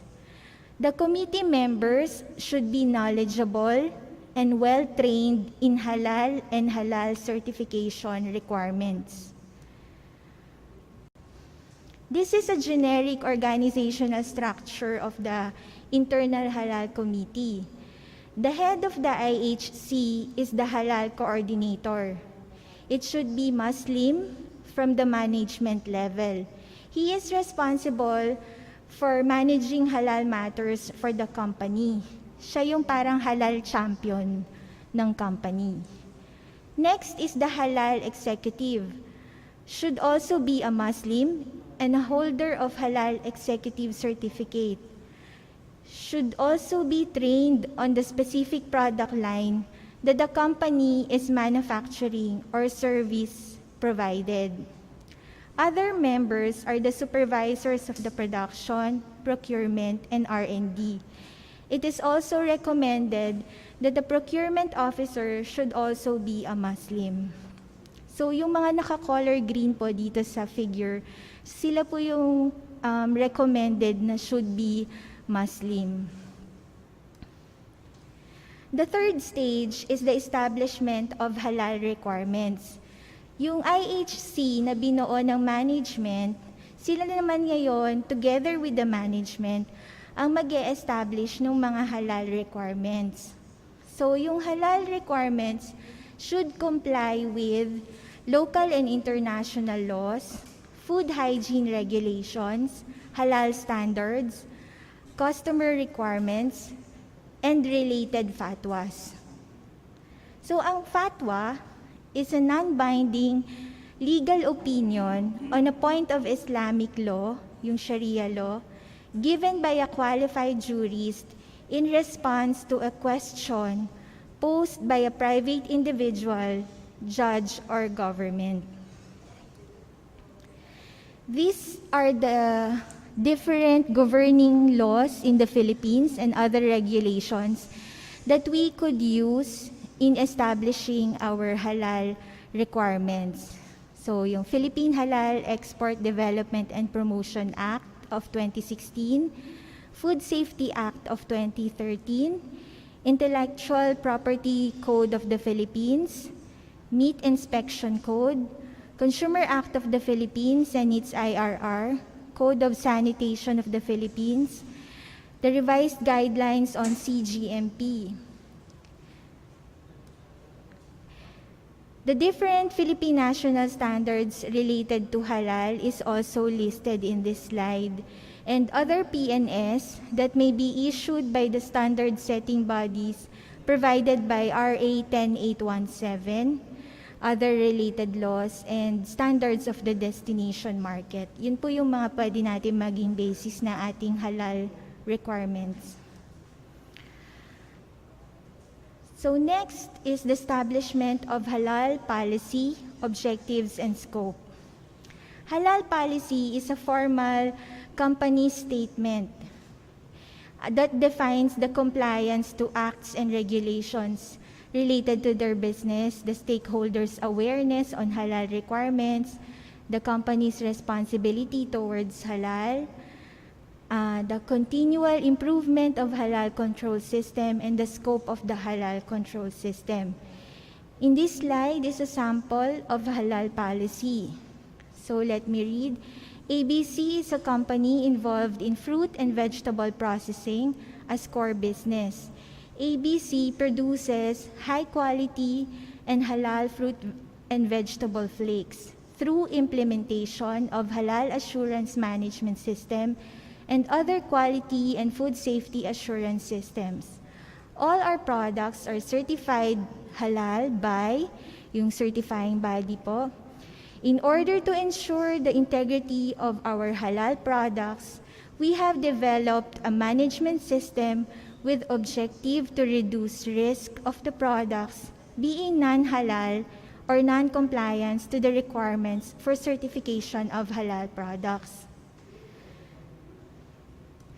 Next is the halal objectives. Ang kailangan lang po pag halal objective, it should be measurable and will result in meeting the company's halal policy. So yung example po natin dito, ensure 100% compliance to halal assurance management system at all times, keep halal issue complaints to a minimum curve of 3% during the first year of implementation, and ensure compliance to the proper halal food preparation, handling, storage, and distribution in order to assure and maintain its halalness over the entire supply chain process. And then, the scope for halal certification and has yung type of product or service offered, processing premise, area, and line involved in producing the product, dito po siya ilalagay. So yung example po natin, has system covers all but not limited to the entire aspect of the production area. Pwede nating i-enumerate dito yung iba't ibang parts ng ating production area. And then the scope of this has is limited within the confinement listed in the guidelines for halal assurance management system of yung country po. And then implementation is conducted across board in ABC company, including the suppliers and third-party service providers. For the fifth stage, describing the products and services. So, ito yung document kung saan po ilalagay natin lahat ng product or service name, brand name, technical characteristic, process type, storage, holding area, packaging material, design and packaging size, shelf life, and the target market, at saka yung traceability code. Yung stage 6 naman po is constructing and confirming flow diagram. So flow diagram, yung nasa left side po ng ating slide, is a schematic representation of a process which provides a step-by-step solution to a problem or halal threat. So it is from beginning to end. It should be clear, accurate, and detailed, sequence and interaction of every step from raw material to customer. Next is the plant layout, yung nasa right side naman po. Plant layout shall highlight potential or cross-contamination, yung physical, chemical, and biological in both working and ancillary area. So both the flow diagram and plant layout need to be verified with current and actual situation in the premises. Next is the halal threat identification. So, i-identify po natin yung halal threats base po dun sa mga nabanggit ng ating mga previous speakers. And the coverage should be yung existing products natin, new products, or if magkakaroon po tayo ng pagbabago sa raw material, formulation, preparation, processing, packaging, or distribution, or even yung intended use po ng ating product. So yung pag-identify po natin, Isa-isahin po natin yung material at saka yung process. These are the different factors we can look into when evaluating the raw material or process. So, yung origin ng ating raw material, yung equipment na ginamit natin, at saka yung mga processing aids na kasama dun sa ating product. Sa ating raw material, ito po yung example ng kung paano natin siya pwedeng i-evaluate. For example, ang ating ingredient ay animal-based. So, tatanungin natin, is it halal or non-halal? So, kung non-halal yung animal na pinagkuhanan ng ating ingredient, automatic haram na siya.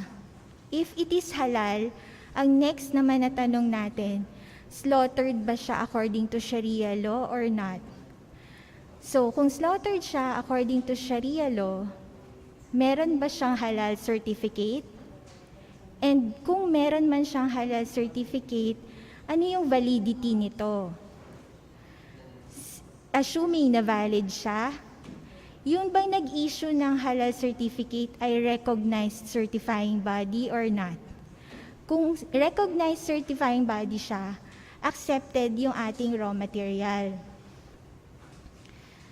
So, sa bawat raw material ng ating product, iisa-isahin po natin, ganito yung pag-evaluate para malaman natin kung critical ba siya o hindi. Next naman po sa process, so ililista rin po natin yung bawat step sa paggawa ng ating product. Yun yung process step. Tapos, next ay yung list of potential contamination. For every step, titingnan natin saan yung potential contamination dito sa step na ito. Example po natin dito yung process step na glazing. So, yung potential contamination niya ay yung use of brush made from animal bristle. Tapos yung rationale natin, kung i-include ba natin siya o hindi as potential contamination, use of animal bristle is prohibited in the production of halal certified products. Yung likelihood na mangyayari siya, i-assess po natin. Unlikely siyang mangyari. Kung mangyari man siya, ang severity niya is critical. So, makikita natin based dito sa likelihood at saka sa severity, yung magiging ranking niya. Dito po sa next table, unlikely, di ba po yung likelihood niya? Under ng likelihood, yung pinakababa po yung unlikely. Tapos tingnan naman po natin dito sa severity, under ng critical, magi-intersect sila sa moderate, yung number 6. Kapag moderate, hindi po naman natin siya kailangan gawing HCP. Kaya dito po nakalagay yung X sa no ng HCP. Kapag po ang ating ranking ay naging 7, 8, or 9, ibig sabihin, for example, ang likelihood na mangyari yung contamination ay likely. Ang severity niya ay significant. So, yung intersection, nag-i-intersect sila dun sa significant na number 7, yun po yung mga i-consider natin na HCP, 7, 8, and 9. So, yung stage 9 naman po is the establishment of criteria limit for halal control point. Criteria limit refers to the maximum or minimum to which a halal and toyiban threats must be controlled at HCP. Next is the establishment of monitoring system. We need this in order to monitor that all the requirements that we have established and the control points we have set are followed. Monitoring system is important because it can be used to track system operation, process, and trend. It is able to give immediate feedback so that action can be taken efficiently, and it produces accurate records for use in verification. If, for example, a halal critical control limit is exceeded, the corrective action identified brings the process back under control before non-conformance occurs and reaching our end users. This will also prevent the reoccurrence of the event. And then the 12th is the establishing verification procedures. Verification is the use of methods or procedures in addition to those used in monitoring to determine if the HAS is in compliance or if the system needs modification and revalidation. And the last stage is the establishment of documentation system and records. All documents must be controlled. Standardized documents and record forms must be established and utilized. SOP controlled documents must be in place. Records must be reviewed regularly. Trained and responsible reviewer is required to ensure completeness of halal threat control, meeting the critical limits and taking proper corrective action. These are the types of documentation and records required by HAS. A is the supporting document for developing HAS manual. This includes the information and data used in establishing HCP and its critical limits, written HAS plan, composition of the IHC, the terms of reference of the IHC, product, process, and equipment description, verified flowchart, among others. Next is the records generated by the HAS system, such as monitoring records for all HCP, corrective action records, verification or validation records. Then the SOP for the HCP, record keeping, verification, and validation. Next is the training, like the training matrix. And other documents like minutes of the meeting, yung sa management review, yung internal halal committee meeting. Ayun po. So as a summary, an effective HAS is based on the quality assurance approach that focused on prevention and minimizes the reliance on end product testing. This is to ensure that halal food brought into market maintains recognized halal compliance. Recognized halal compliance can be achieved through the identification of the halal critical point within the whole chain and channeling adequate resources into this HCP through constant control, monitoring, and verification. This must be implemented with proper documentation and record keeping. The ability to recall product from market is necessary part if any halal contamination had occurred. A systematic method of notifying the public and removing the contaminated product from the market is needed. The traceability is a system through documents recorded of all movement of product and steps within production, storage, and distribution. This is such a critical point.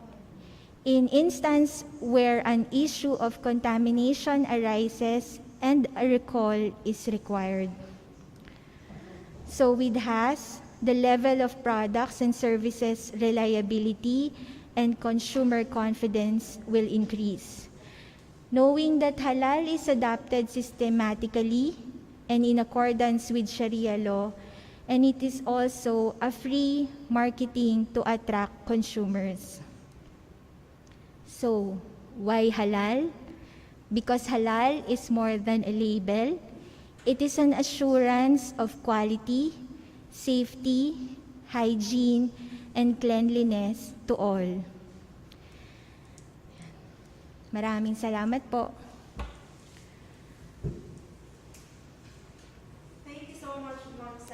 So let's now proceed to question and answer portion. Our speakers will be answering your questions as posted. So let's have the first question.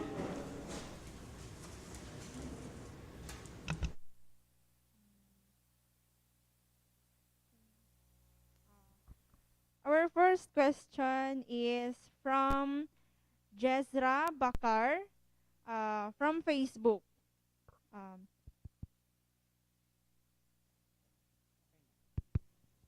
Okay, his or her questions is, what are the example of plants that are haram?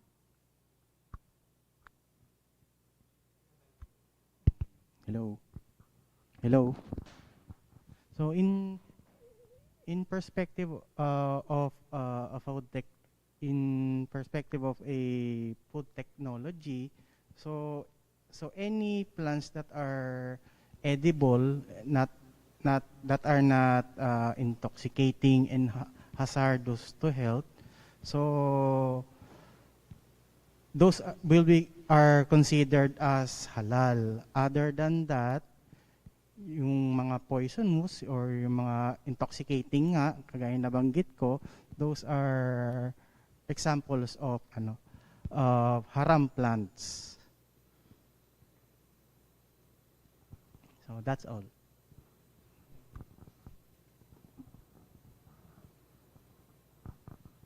Okay, let's proceed to question number 2. And question number 2 is from Miss Chamaine Luz Hamandre from YouTube. Her question is, what is halal animal? Hello. Good morning, ma'am. So, as I have discussed earlier, so halal animals. So, there are categorized as two, land animals and aquatic animals. So, all land animals and all aquatic animals are considered halal. But there are exemptions, as mentioned earlier, na nakabase po sa Sharia law. So, for example nito, pag land animals, yun yung mga pigs, dogs, and their descendants. And yung mga animals that have pointed teeth, yun yung mga considered as non-halal animals. So, other than that, those are halal na. And then for aquatic animals naman, may exemption din siya. Lahat ng intoxicating, and poisonous and harmful, those are non-halal. So other than that, halal na po yung mga like fish, yung animals. Thank you. Okay, so let's proceed to the next question. Galing po ito kay Sir Lawrence Uy. So, ang sabi dito, does this mean that when we touch dogs because they are our pets, we cannot handle food for halal? What can we do to remedy this? And this will be answered by Ma'am Christine. So kapag, especially pag nasa processing premises po tayo, prohibited po talaga yung mga pets. So hindi po siya allowed na malapit po sa processing area. Yun lang po. Okay, let's proceed to question number 4. And this question is from Noel Coraza Mujeres and Najwa Hind Molina from our Facebook participant. So the question is there any halal office in every province or any accredited institution who can help us in securing halal certification? Or are there halal verification laboratories in NCR? If none, are there plans to put up one? And this will be answered by Ma'am Rosella. Yes, Klang, thank you. So, unahin muna natin, are there any halal office in every province or any accredited institution who can help us in securing halal certification? As mentioned po dito sa presentation ko kanina, under po ng DTI, yung PAB, sila po yung nag-a-accredit ng mga halal certifying bodies. And then, yung DTI po, meron din naman po siyang mga regional offices na pwede nilang lapitan kung papaano po pag magpapacertify sila. Tapos yung halal verification laboratories, meron po tayo sa Davao, sa Region 4 DOST na laboratory. So far yun po yung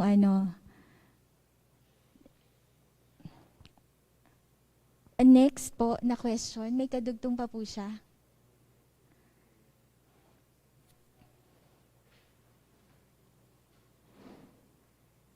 Yung kasunod po na question.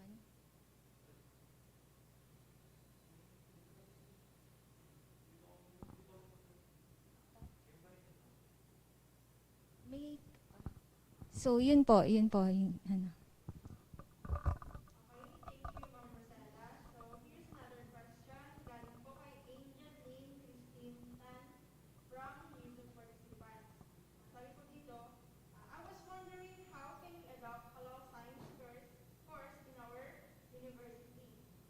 This will be answered by Sir Bienvenido. Ayun. I think the DepEd we can answer, or you can seek help to the Department of Education on how to adopt halal science course, so they can answer you very well. Thank you.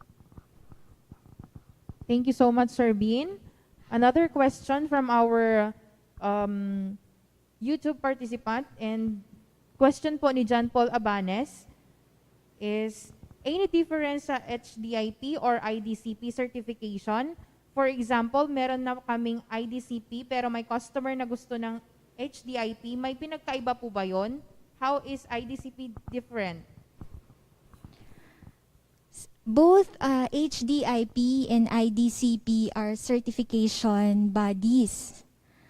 So, kung meron na siyang IDCP, tapos ang nire-require ng customer ay HDIP, baka po kasi kailangan nung customer ninyo i-export or i-supply yung product nyo dun sa country na ang accredited lang po ay HDIP. Yun po yung in-explain ko kanina dun sa presentation, na kung mag-e-export po kayo or magsusupply po kayo ng inyong product, titingnan nyo po kung ano yung accredited certifying body nung bansa na yon or nung company na yon, para po yun yung doon kayo magpapa-halal certify nung product ninyo.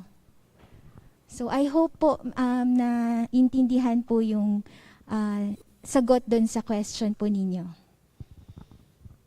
Thank you again, Ma'am Sela. So, proceed tayo sa next question. Galing po kay Ma'am Lynn Bardon. Ang sabi po dito, rice is considered halal if we're using it as an ingredient for a certain product. During halal audit, do we still need to present halal certificate?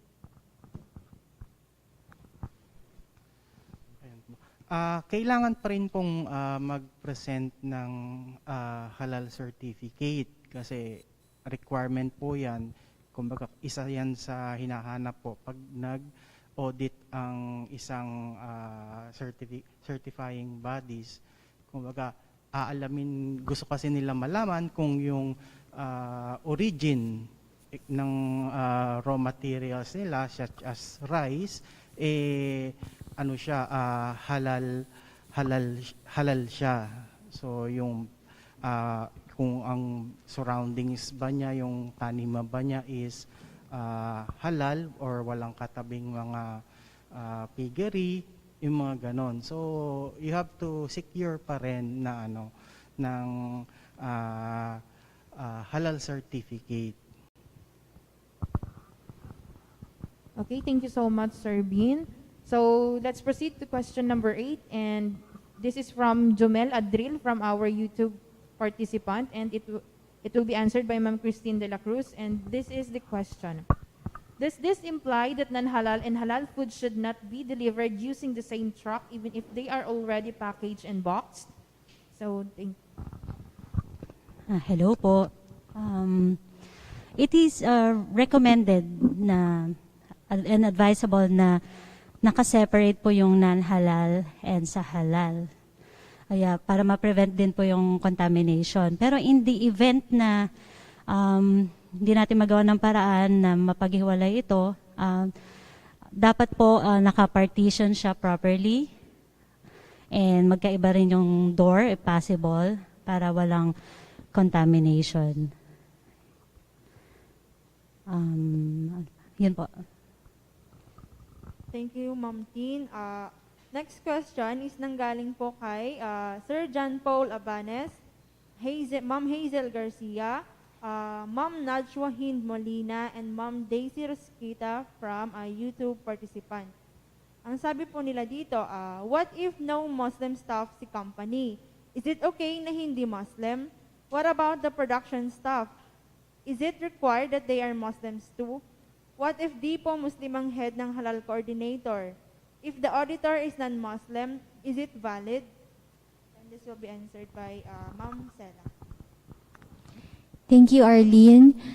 So, yung pong recommendation na meron po tayong Muslim worker, yung ating halal chair ay Muslim, halal executive ay Muslim, those are all recommendations in the standards. Yung implementation nito, kung talaga pong challenge for the company, pwede po silang makipag-usap sa halal certifying body kung ano yung minimum requirement. So, sila naman po yung magsiset kung ano yung minimum requirement para po makuha niyo yung certification.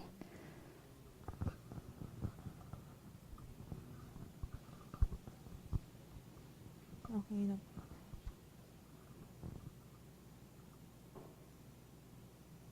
Thank you so much po again, Ma'am Sela. And let's proceed to question number 10. And this is from Mark Tristan Nico V. Dino from our Facebook participant. And this will be answered by Ma'am Rosella again. So this is the question. What if the applicant is only small micro enterprise and the existing top management, normally the owner, and the procurement are not Muslim? They can still apply for halal certification? Thank you, Ms. Klang. So, yung pong nabanggit natin dun sa certification scheme ng Philippines, depende po sa, yung level ng industry, yung requirement po. So, kung magre-request tayo for certification at nakapag-usap na tayo with the halal certifying body, identify naman natin doon kung ano yung level of industry natin at saka doon natin makikita yung minimum requirement po para ma-certify tayo. Okay, thank you again, Ma'am Sela. So let's proceed to the question number 11. Galing po kay Ma'am Nancy de Guzman. What type of alcohol is considered najis? What % of ethyl alcohol is allowed in good products as preservative? Sasagutin po ni Ma'am Tin. Thank you, Miss Arlene. Okay. Ang alcohol po kasi ay substances that can cause intoxication. So, harmful siya sa ating body. So, it's considered as non-halal. Pero, depende po sa usage. Like kung intentional po yung intake mo ng, pag-intake mo ng ng alcohol, which is intoxicating, that is considered as haram. Pero ginagamit din po ang alcohol as processing aid. So, maari siyang maging, dahil hindi, iba ang intention mo, hindi siya as intoxicating drinks, so it may considered as halal. So, yun po. Yung percentage po ng ethyl alcohol na allowed, hindi ko po masagot kasi depende po yun sa standards na ipa-follow po natin. Thank you.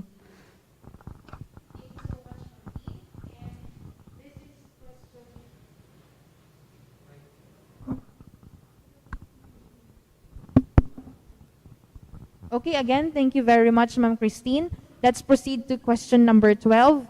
And this is from Zarkia Ati and Cheryl Satina from our Facebook participants. And it will be answered by Ma'am Rosella Gomez. So here is the question. Is there a system or a website where we could verify legit halal certified products? Based on the Philippine Halal Certification Scheme, lahat po ng halal certifying bodies should submit to PAB kung ano yung mga successful and unsuccessful companies na na-certify nila. So, pwede po tayo rin mag-inquire sa PAB under DTI po. Ayun po. Thank you again, Ma'am Sela. So let's now proceed to the question number 13. Galing po kay Ma'am Daisy Rosqueta and Junival Vaporoso. How to verify the packaging is halal? Is it required already to put in the packaging the new Halal Philippine logo? Sasagutin po ni Ma'am Tin. Thank you, Miss Arlene. So, how to verify the package if the packaging is halal? First, we need to know the source of your packaging. So, from there, pwede tayong manghingi po ng certification para malaman din natin yung mga specifications niya, whether toxic ito, as I have mentioned earlier. So, it is required already to put in the packaging the new Halal Philippine logo. Miss Rosella can answer this one. So, yung paglalagay po ng Philippine Halal logo sa packaging material, depende po yun kapag nakatanggap na tayo ng certification, ng halal certification, at in-issue na nila sa atin yung halal logo. Thank you. Thank you so much po, Ma'am Sela. Okay, question number 14, and galing po ito kay Miss Rochelle Gonzaga from our Facebook participant, and it will answered by Ma'am Rosella again. So here is the question. For restaurants, how can a restaurant be certified halal when a restaurant sources multiple supplies such as raw materials, implements, equipment from multiple suppliers? Or only the chicken supply being served is from a halal certified plant. No pork product served or handled. So, in coordination with the halal certifying body kung saan po kayo mag-a-apply, pwede nyo pong i-work out kung papaano po mamamanage na mapaghihiwalay yung kitchen nyo for non-halal and yung halal kitchen. So usually po, yung halal kitchen, yun po yung isa-certify nila. Pero ang alam ko po talaga, kailangan nyo po magkaroon ng delineation para mapaghiwalay yung mga food na non-halal and halal. Ayun, thank you, Ma'am Sela. So let's proceed to the next question. Galing kay Miss Jocelyn Leonardo from our Facebook participant. Is marijuana plant considered haram? Sasagutin po ni Sir Bien. Ayun. Is marijuana plant considered haram? So, hello. Ayun. Is marijuana plant considered haram? So, yun, depende po sa usage. Kung ang gamit po ng marijuana is for medicinal use, so it can be halal. Pero kung gamit siya as leisure, so haram po siya. Okay, thank you so much po, Sir Bean. And let's proceed to another question again, and it will be answered by Ma'am Rosella Gomez. This question is from Clint Hassan from our YouTube participant. So the question is, regarding the objective of this event, is there any initiatives from the Halal Board which DOST has a big role on the different identifications of the halal farm inputs in the country?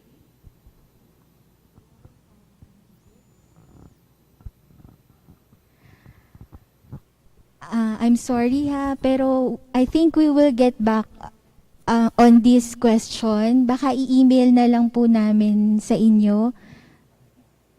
For now po kasi hindi po kami masyadong aware pagdating sa halal farm inputs. Kasi more on sa food processing po yung sa amin po. Ayun. Balik po ako doon sa questions kanina. Sorry po, yung marijuana ano po siya? Haram talaga siya. It's considered as haram. Sorry for the sa wrong answer ko kanina. Thank you. Thank you po. So let's now proceed to the question number 17. galing po kay Kuel Mondigo from our Facebook participant. Sabi dito, what if we remove the toxic part of an animal? For an example, puffer fish, is it still haram? Sasagutin po ni Ma'am Christine.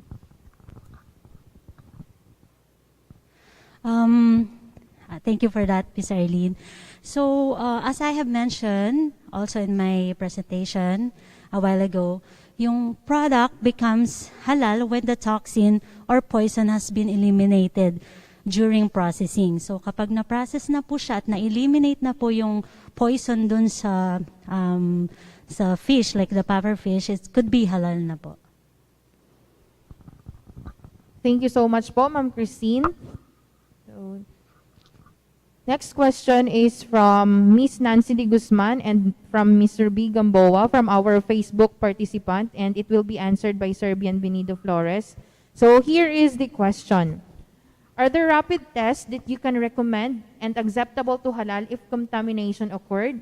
Ano po yung specific test para ma-assure na free from haram yung product?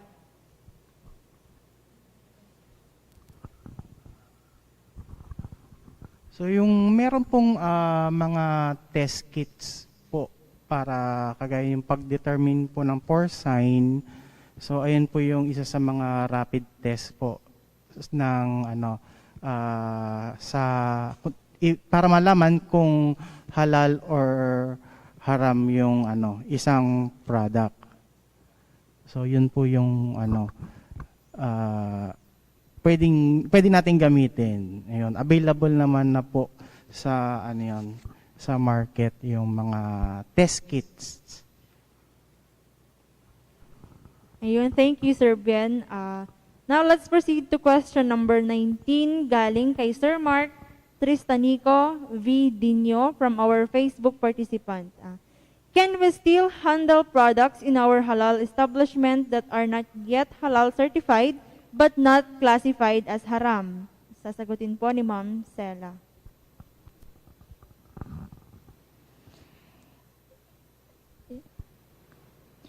Sa halal establishment po, usually po hinihiwalay yung halal sa non-halal. So parang katulad dun sa tanong sa restaurant kanina, mayroon pong separate processing lines for the halal, certified halal products and the non-halal products.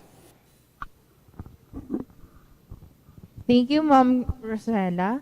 And let's proceed to question number 20. Galing po kay Ma'am Mayor Ferrer from our Facebook participant. So here is the question.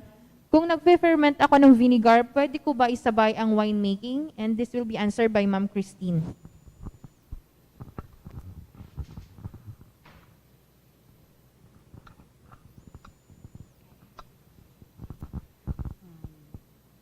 Kung nagfe-ferment ako ng vinegar, pwede ko ba isabay ang winemaking? So, wine is considered as intoxicating drinks. So, I think dapat po hiwalay ito. Kasi, yun nga, intoxicating drinks, hindi siya pwedeng mahalos sa non-halal food. And hindi siya pwedeng mahalos sa halal food. Yun po. Thank you. Ayun, thank you, Ma'am Tin. So, let's proceed to the next question. Galing kay Bel Bacol Aguilar from our Facebook participant. How about bottled water? Considered as halal, do we still need to require supplier to provide halal certificate? Sasagutin po ni Ma'am Christine.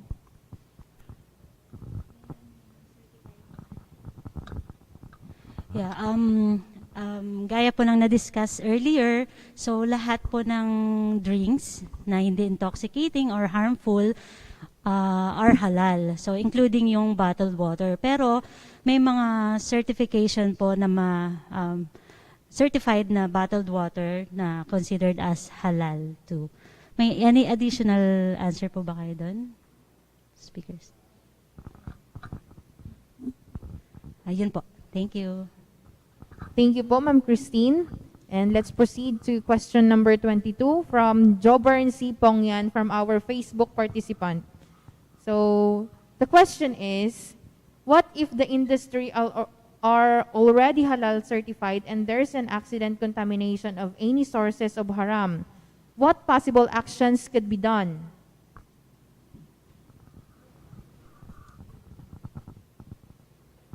So, titingnan po natin kung anong production lot yung na-contaminate. Di ba dapat po meron tayong documentation? Ma-identify natin kung aling production lot ang na-contaminate. Kung nasa atin pa siya, i-isolate natin siya. At kung na-distribute na siya, i-recall po natin siya. Depende po sa klase ng contamination. May example po dati dun sa training namin sa Malaysia na kapag for example, yung equipment na contaminate siya ng haram, pwede pong mag-conduct ng SIR-2 o yung cleansing ng equipment na kailangan po present yung authority, yung certification authority ng government na yon kapag magko-conduct po nung SIR-2. Yun po. Yun, thank you, Ma'am Sela. Let's proceed to the question number 23, galing kay Ma'am Chorima Godlo from our Facebook participant. Example, if we exporting the product to UAE and our halal certificate is certified by Indonesia or Malaysia halal certifying body, does the UAE honor the certificate? Sasagutin po ulit ni Ma'am Sela. Thank you, Arlene. So, katulad po nung na-mention ko kanina, kung halimbawa po yung halal certificate ninyo ay binigay ng isang certification body na accredited sa UAE, wala po kayong problema. Tatanggapin po nila yung halal certificate ninyo. However, kung hindi sila accredited nung UAE or nung ESMA, doon po kayo magkaka-problem kasi hindi po nila i-accept yung halal certificate ninyo. Yun po. Thank you so much, Ma'am Sela. And another question from our Facebook participant, from Mr. Haiki Senok. So it will be answered by Sir Bean. So here's the question. Is a prayer room a requirement whenever there is a Muslim member in your team?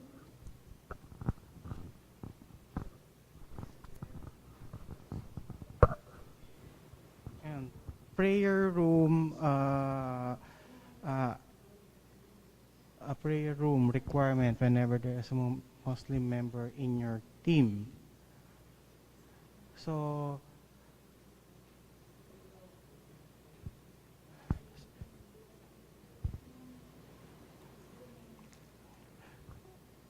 a prayer room requirement whenever there is a Muslim member in your team. Ayun. So, actually, requirement po din yon kapag halimbawa papagawa tayo ng planta ng isang plant facility. So, especially magpapacertify tayo ng halal. So, we have to put a prayer room especially for the Muslim staffs. Ayan po. Thank you, Sir Bien. So let's now proceed to question number 27. Galing po kay Glenn Kirby Guevara from our YouTube participant. Question about meat products. Ano po kaya ang advisable gamitin na meat products for the requirement of halal certification? Thank you. Sasagutin po ni Ma'am Tin.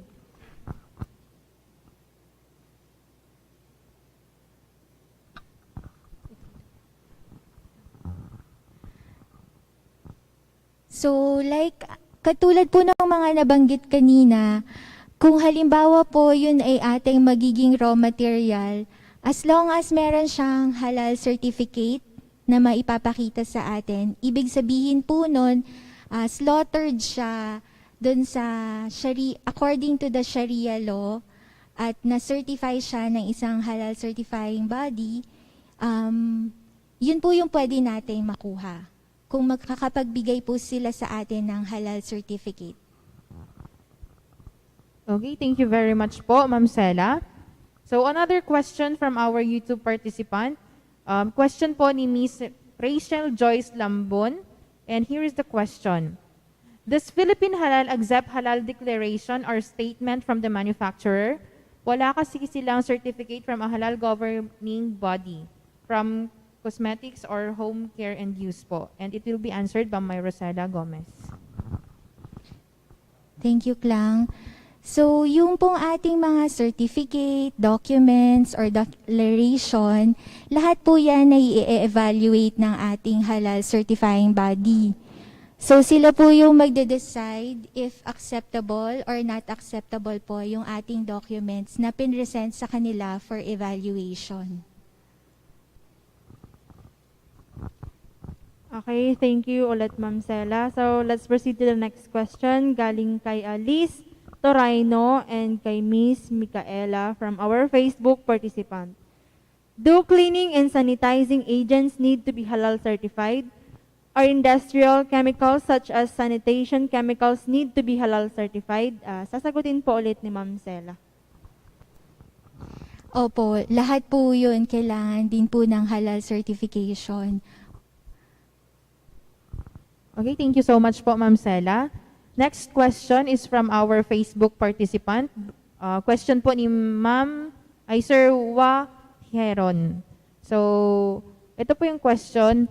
Yung MSG or Ajinomoto, ang content po niya ay haram po ba? It will be answered by Sir Bean po. Ajinomoto, yung MSG. As long as meron po siyang naka safety seal na halal, we can say it is halal. So, yun po. Yun po yung dapat natin titignan, especially kung bibili tayo ng mga ingredients or titingin tayo ng mga produkto na halal. So, dapat hanapin natin yung halal seal. Ayun po. Thank you, Sir Bien. Next question ay galing po kay Ma'am Maria Malaya Polidario from our Facebook participant. Kung resto and kay separation of halal and non-halal sa kitchen, okay lang ba mag-share ng serving plates and utensils like spoon and forks? Sasagutin po ni Ma'am Sela ulit. Usually po kasi meron ding parang naka-assign na halal area para dun sa mga consumers talaga na yung ating mga kapatid na mga Muslim. So, maaari po na i-separate din po yung utensils na ginagamit para dun sa area na yon. Katulad po din nung pag-separate ng kitchen. Yun po. Thank you so much po, Ma'am Sela. So another question here from our Facebook participant. Galing po kay Miss Andrea Alexa. How long is the validity of the halal certification of an establishment? So it will be answered by Ma'am Sela again. Depende po to karaniwan sa halal certifying body. Pero karaniwan po,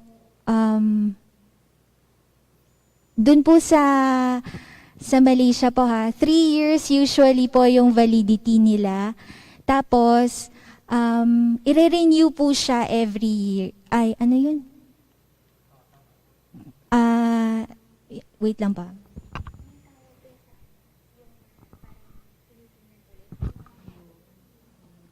Ang validity niya ay 3 years, pero chine-check po siya every year.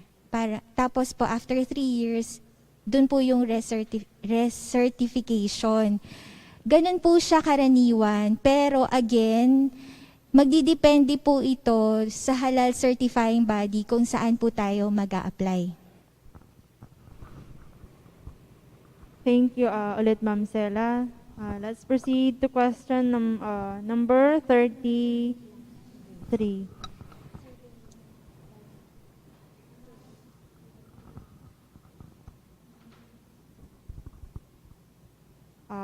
Galing po ito kay Ma'am Daisy Rosqueta from our YouTube participant.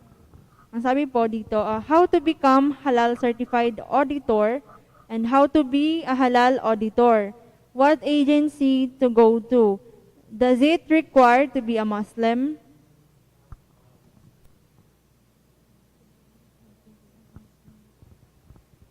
Din po ulit ni Ma'am Sela. So, sa case po namin dito sa DOST,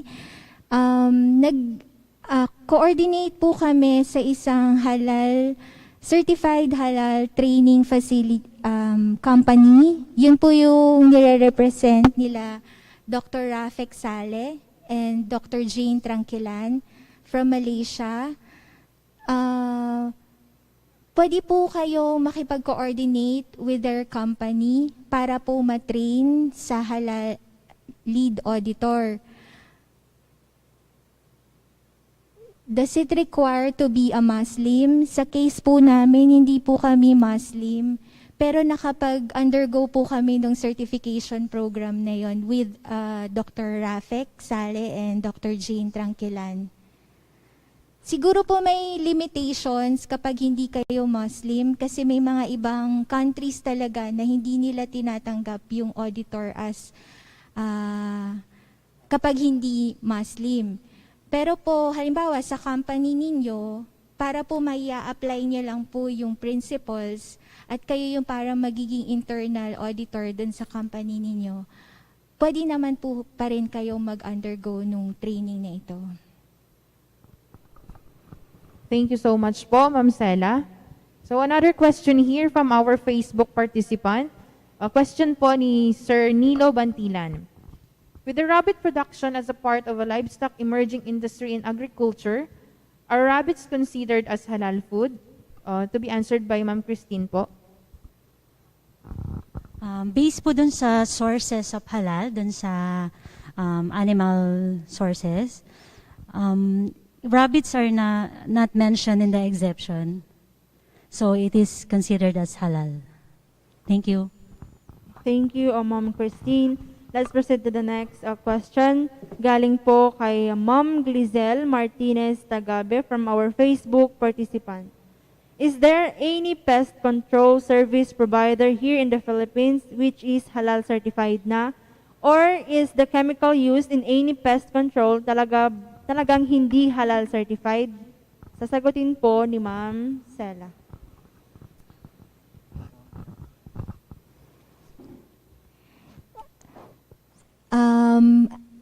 Sa question na ito, mag-i-email na lang po kami ulit sa inyo kasi sa ngayon po wala po kami pang listahan ng mga halal certified na pest control providers po. Ayun po.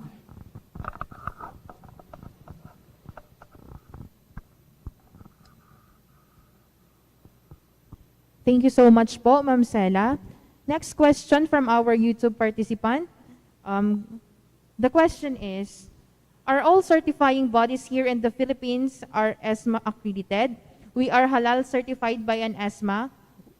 Are we already considered halal in the Philippines? Or we are not exporting though? From EIR po.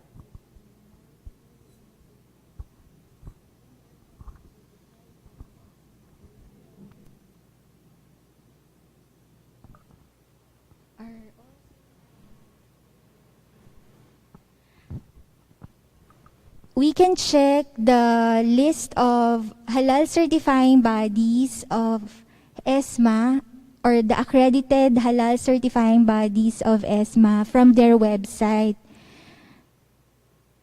We are halal certified by an ESMA. Yung ESMA po, pag accredited na po siya ng PAB, automatic na po yon, magiging considered na halal na rin po yung ating products dito sa Philippines.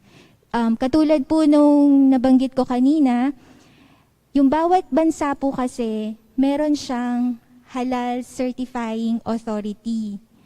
Ang bawat halal certifying authority, meron siyang karapatan na mag-certify, mag-accredit ng mga halal certifying bodies na tatanggapin lang niya para sa bansa na yon. So, lagi po nating i-check kapag magpapacertify tayo or mag apply tayo ng certification sa halal certifying body, ito bang halal certifying body na ito ay accredited ng certification authority sa bansa na ito? Doon po tayo lagi babalik. Kasi po, hindi po lahat ng certifying body ay accredited ng lahat ng certification authorities ng mga bansa. Yun po. Thank you again, Ma'am Sela. Let's proceed to the question number 37. Galing kay Jared De Los Reyes from our YouTube participant. If the raw materials originate from predominantly Muslim countries, do we need the raw material suppliers to be required them to present halal product certificates of the raw materials they supply to us?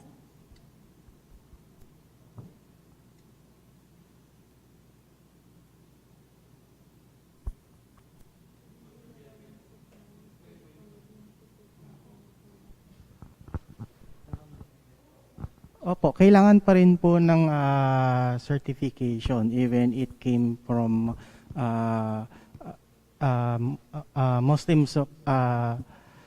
Muslim countries. Ano po, requirements, isa po kasi siyang requirements ng ng certifying bodies. Hahanapin din po nila yung certificate na yon na parang authenticity lang po.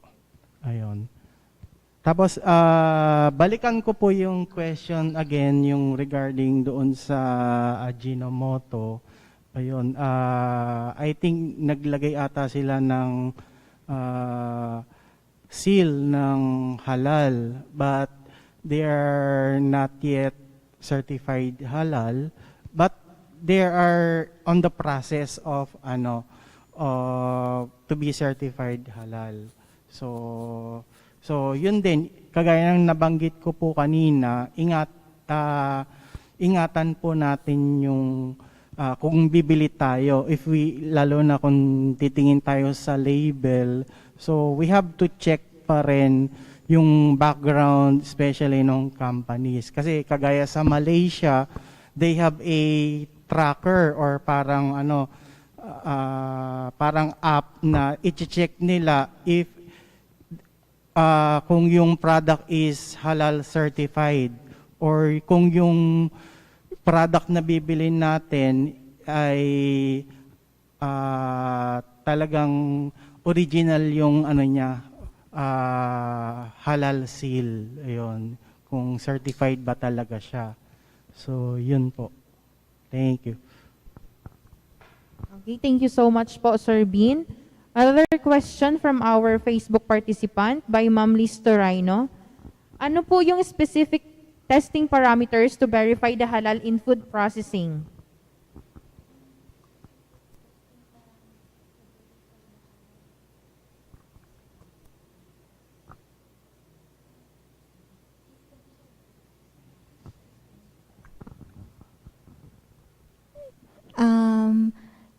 Yung pong specific testing parameter to verify the halal in food processing, system po kasi siya na kailangan nating i-implement sa ating food processing facility. So meron tayong step-by-step na susundin to ensure the halalness and safety, quality of our product. So wala po yung isang testing parameter lang po siya.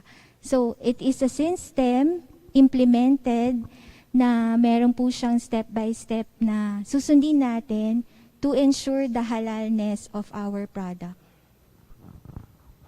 Okay, thank you so much, Ma'am Sela. Let's proceed to the next question from Angela Padilla Reyes from our Facebook participant. Is the third-party warehouse or storages need also to be halal certified? Para po ito sa mga manufacturing plants na wala storages or not enough yung storages nila, but si company is halal certified. May invalid po ba yung halalness ng products?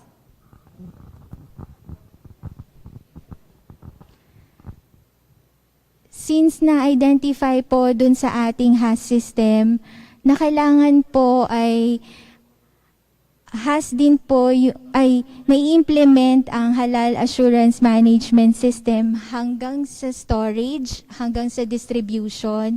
Opo, ire-require din po siya karaniwan kasi po kung mapapasama yung ating products sa mga non-halal products dun sa ating warehouse na ire-rent, possible na magkaroon ng contamination po dun sa ating product kahit halal yung ating company.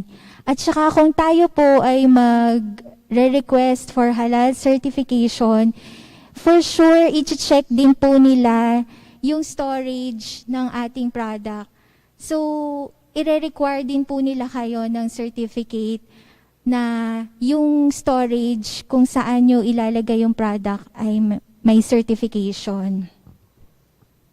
Okay, thank you so much po, Ma'am Sela. So let's proceed to our last and final question this morning. So the question is, follow up to the halal certification concern for a restaurant. Is it necessary for all the raw materials, packaging, implements, equipment to be used in a separate halal kitchen to be halal certified also? Or can the restaurant just source from suppliers even without halal certification? If we will be applying for halal certification, definitely po hihingi nila yung certification ng lahat ng raw materials na gagamitin natin para dun sa ating halal kitchen. So opo, ire-require din po. Thank you so much po, Ma'am Sela. I hope meron lang po kaming mga clarifications dun sa naunang question.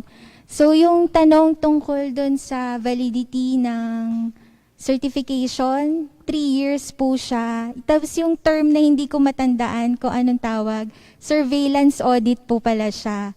So 3 years yung validity, pero dun sa loob ng 3 years na yon, magkakaroon ng 2 surveillance audits. Yun po. And also, may clarification lang po ako dun sa question about sa bottled water if need to be certified. So kasi ang bottled water po ay considered as critical po kasi gumagamit ito ng mga carbonated charcoal.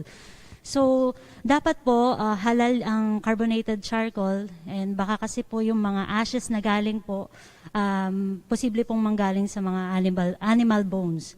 So yun po. Thank you. Ayun po, thank you.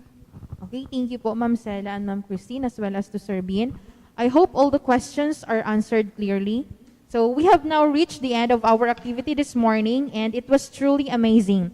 I hope everybody have gained a lot of knowledge and information about halal, and I hope it will help our MSMEs in improving their businesses. Okay, the evaluation form is now flashed on the screen. Also, it's posted on Facebook and YouTube. So you may now accomplish it by accessing the link given, and you may also scan the QR code for your easy access. All right, on behalf of the whole ITDI community and the DOST Halal S&T program, we would like to thank all the participants who attended today. We hope to have you again tomorrow on the topic about Halal Hasep. If you have queries about Food Processing Division and its products and services, just message ITDI's official Facebook page at DOST-ITDI Updates. Thank you so much, Ms. Arlene. Let me also acknowledge the efforts of ITDI, especially the Food Processing Division, our officer in charge, Ma'am Maria Dolor Elvenia Sr., to our Supervising Science Research Specialist, Ma'am Maria Elsa M. Falco, to the Technological Services Division, Management Information System, and to all the staff of ITDI, a bundle of thanks to all of you. Maraming salamat po, and let us all stay safe and healthy. Sukran.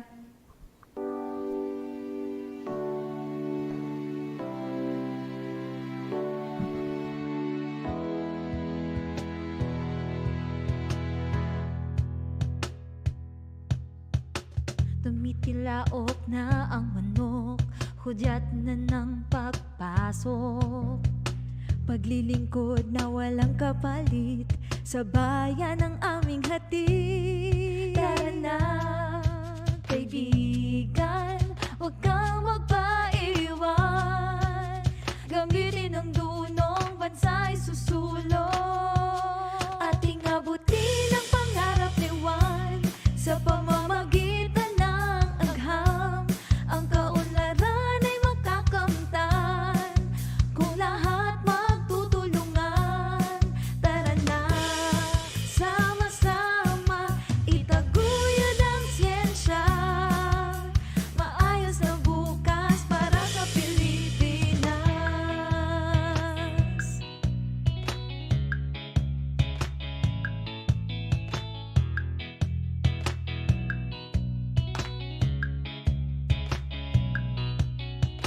Anumang hamon ay haharapin, mahirap man ay kakayanin. Sa pinagsamang lakas at galing, tagumpay ay mararating. Tara na kaibigan, huwag kang magpaiwan. Gamitin ang dunong bansa'y susulong. Ating abutin ang pangarap ni Juan sa pamamagitan ng agham. Ang kaunlaran ay makakamtan kung lahat magtutulungan. Tara na, sama-sama itaguyod ang siyensya. Maayos na bukas para sa Pilipinas.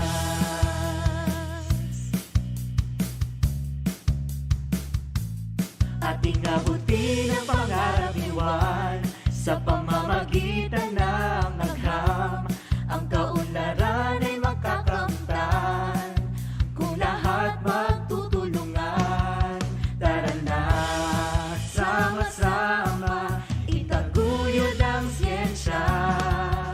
Maayos na bukas para sa Pilipinas. Ang pangarap ko ay maging piloto. Pangarap kong magkaroon ng Chief Alternative for Personal Hygiene. Pangarap kong magkaroon ng mabilis at murang transportasyon para sa lahat. Pangarap kong masagot ang malnutrition. Pangarap ko pong magkaroon ng effective communication means for emergency. Pangarap kong ma-maximize yung renewable energy source and to reduce the carbon dioxide emission. Pangarap ko pong maging scientist. Ngayon na o simulan na, humanda sabay-sabay akyat. Hawak kamay tayo'y aangat, lilipad.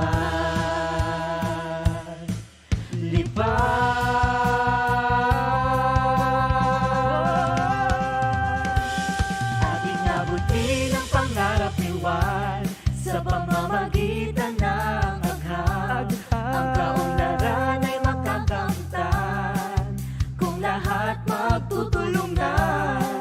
Tara na, sama-sama itaguyod ang siyensya. Maayos na bukas para sa Pilipinas.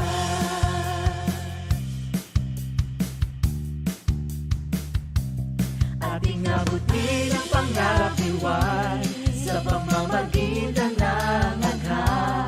Ang kaunlaran ay makakamtan kung lahat magtutulungan. Tara na, sama-sama itaguyod ang siyensya. Maayos na bukas para sa Pilipinas. Maayos na bukas para sa Pilipinas. Maayos na bukas ating iparana sa bayang Pilipinas.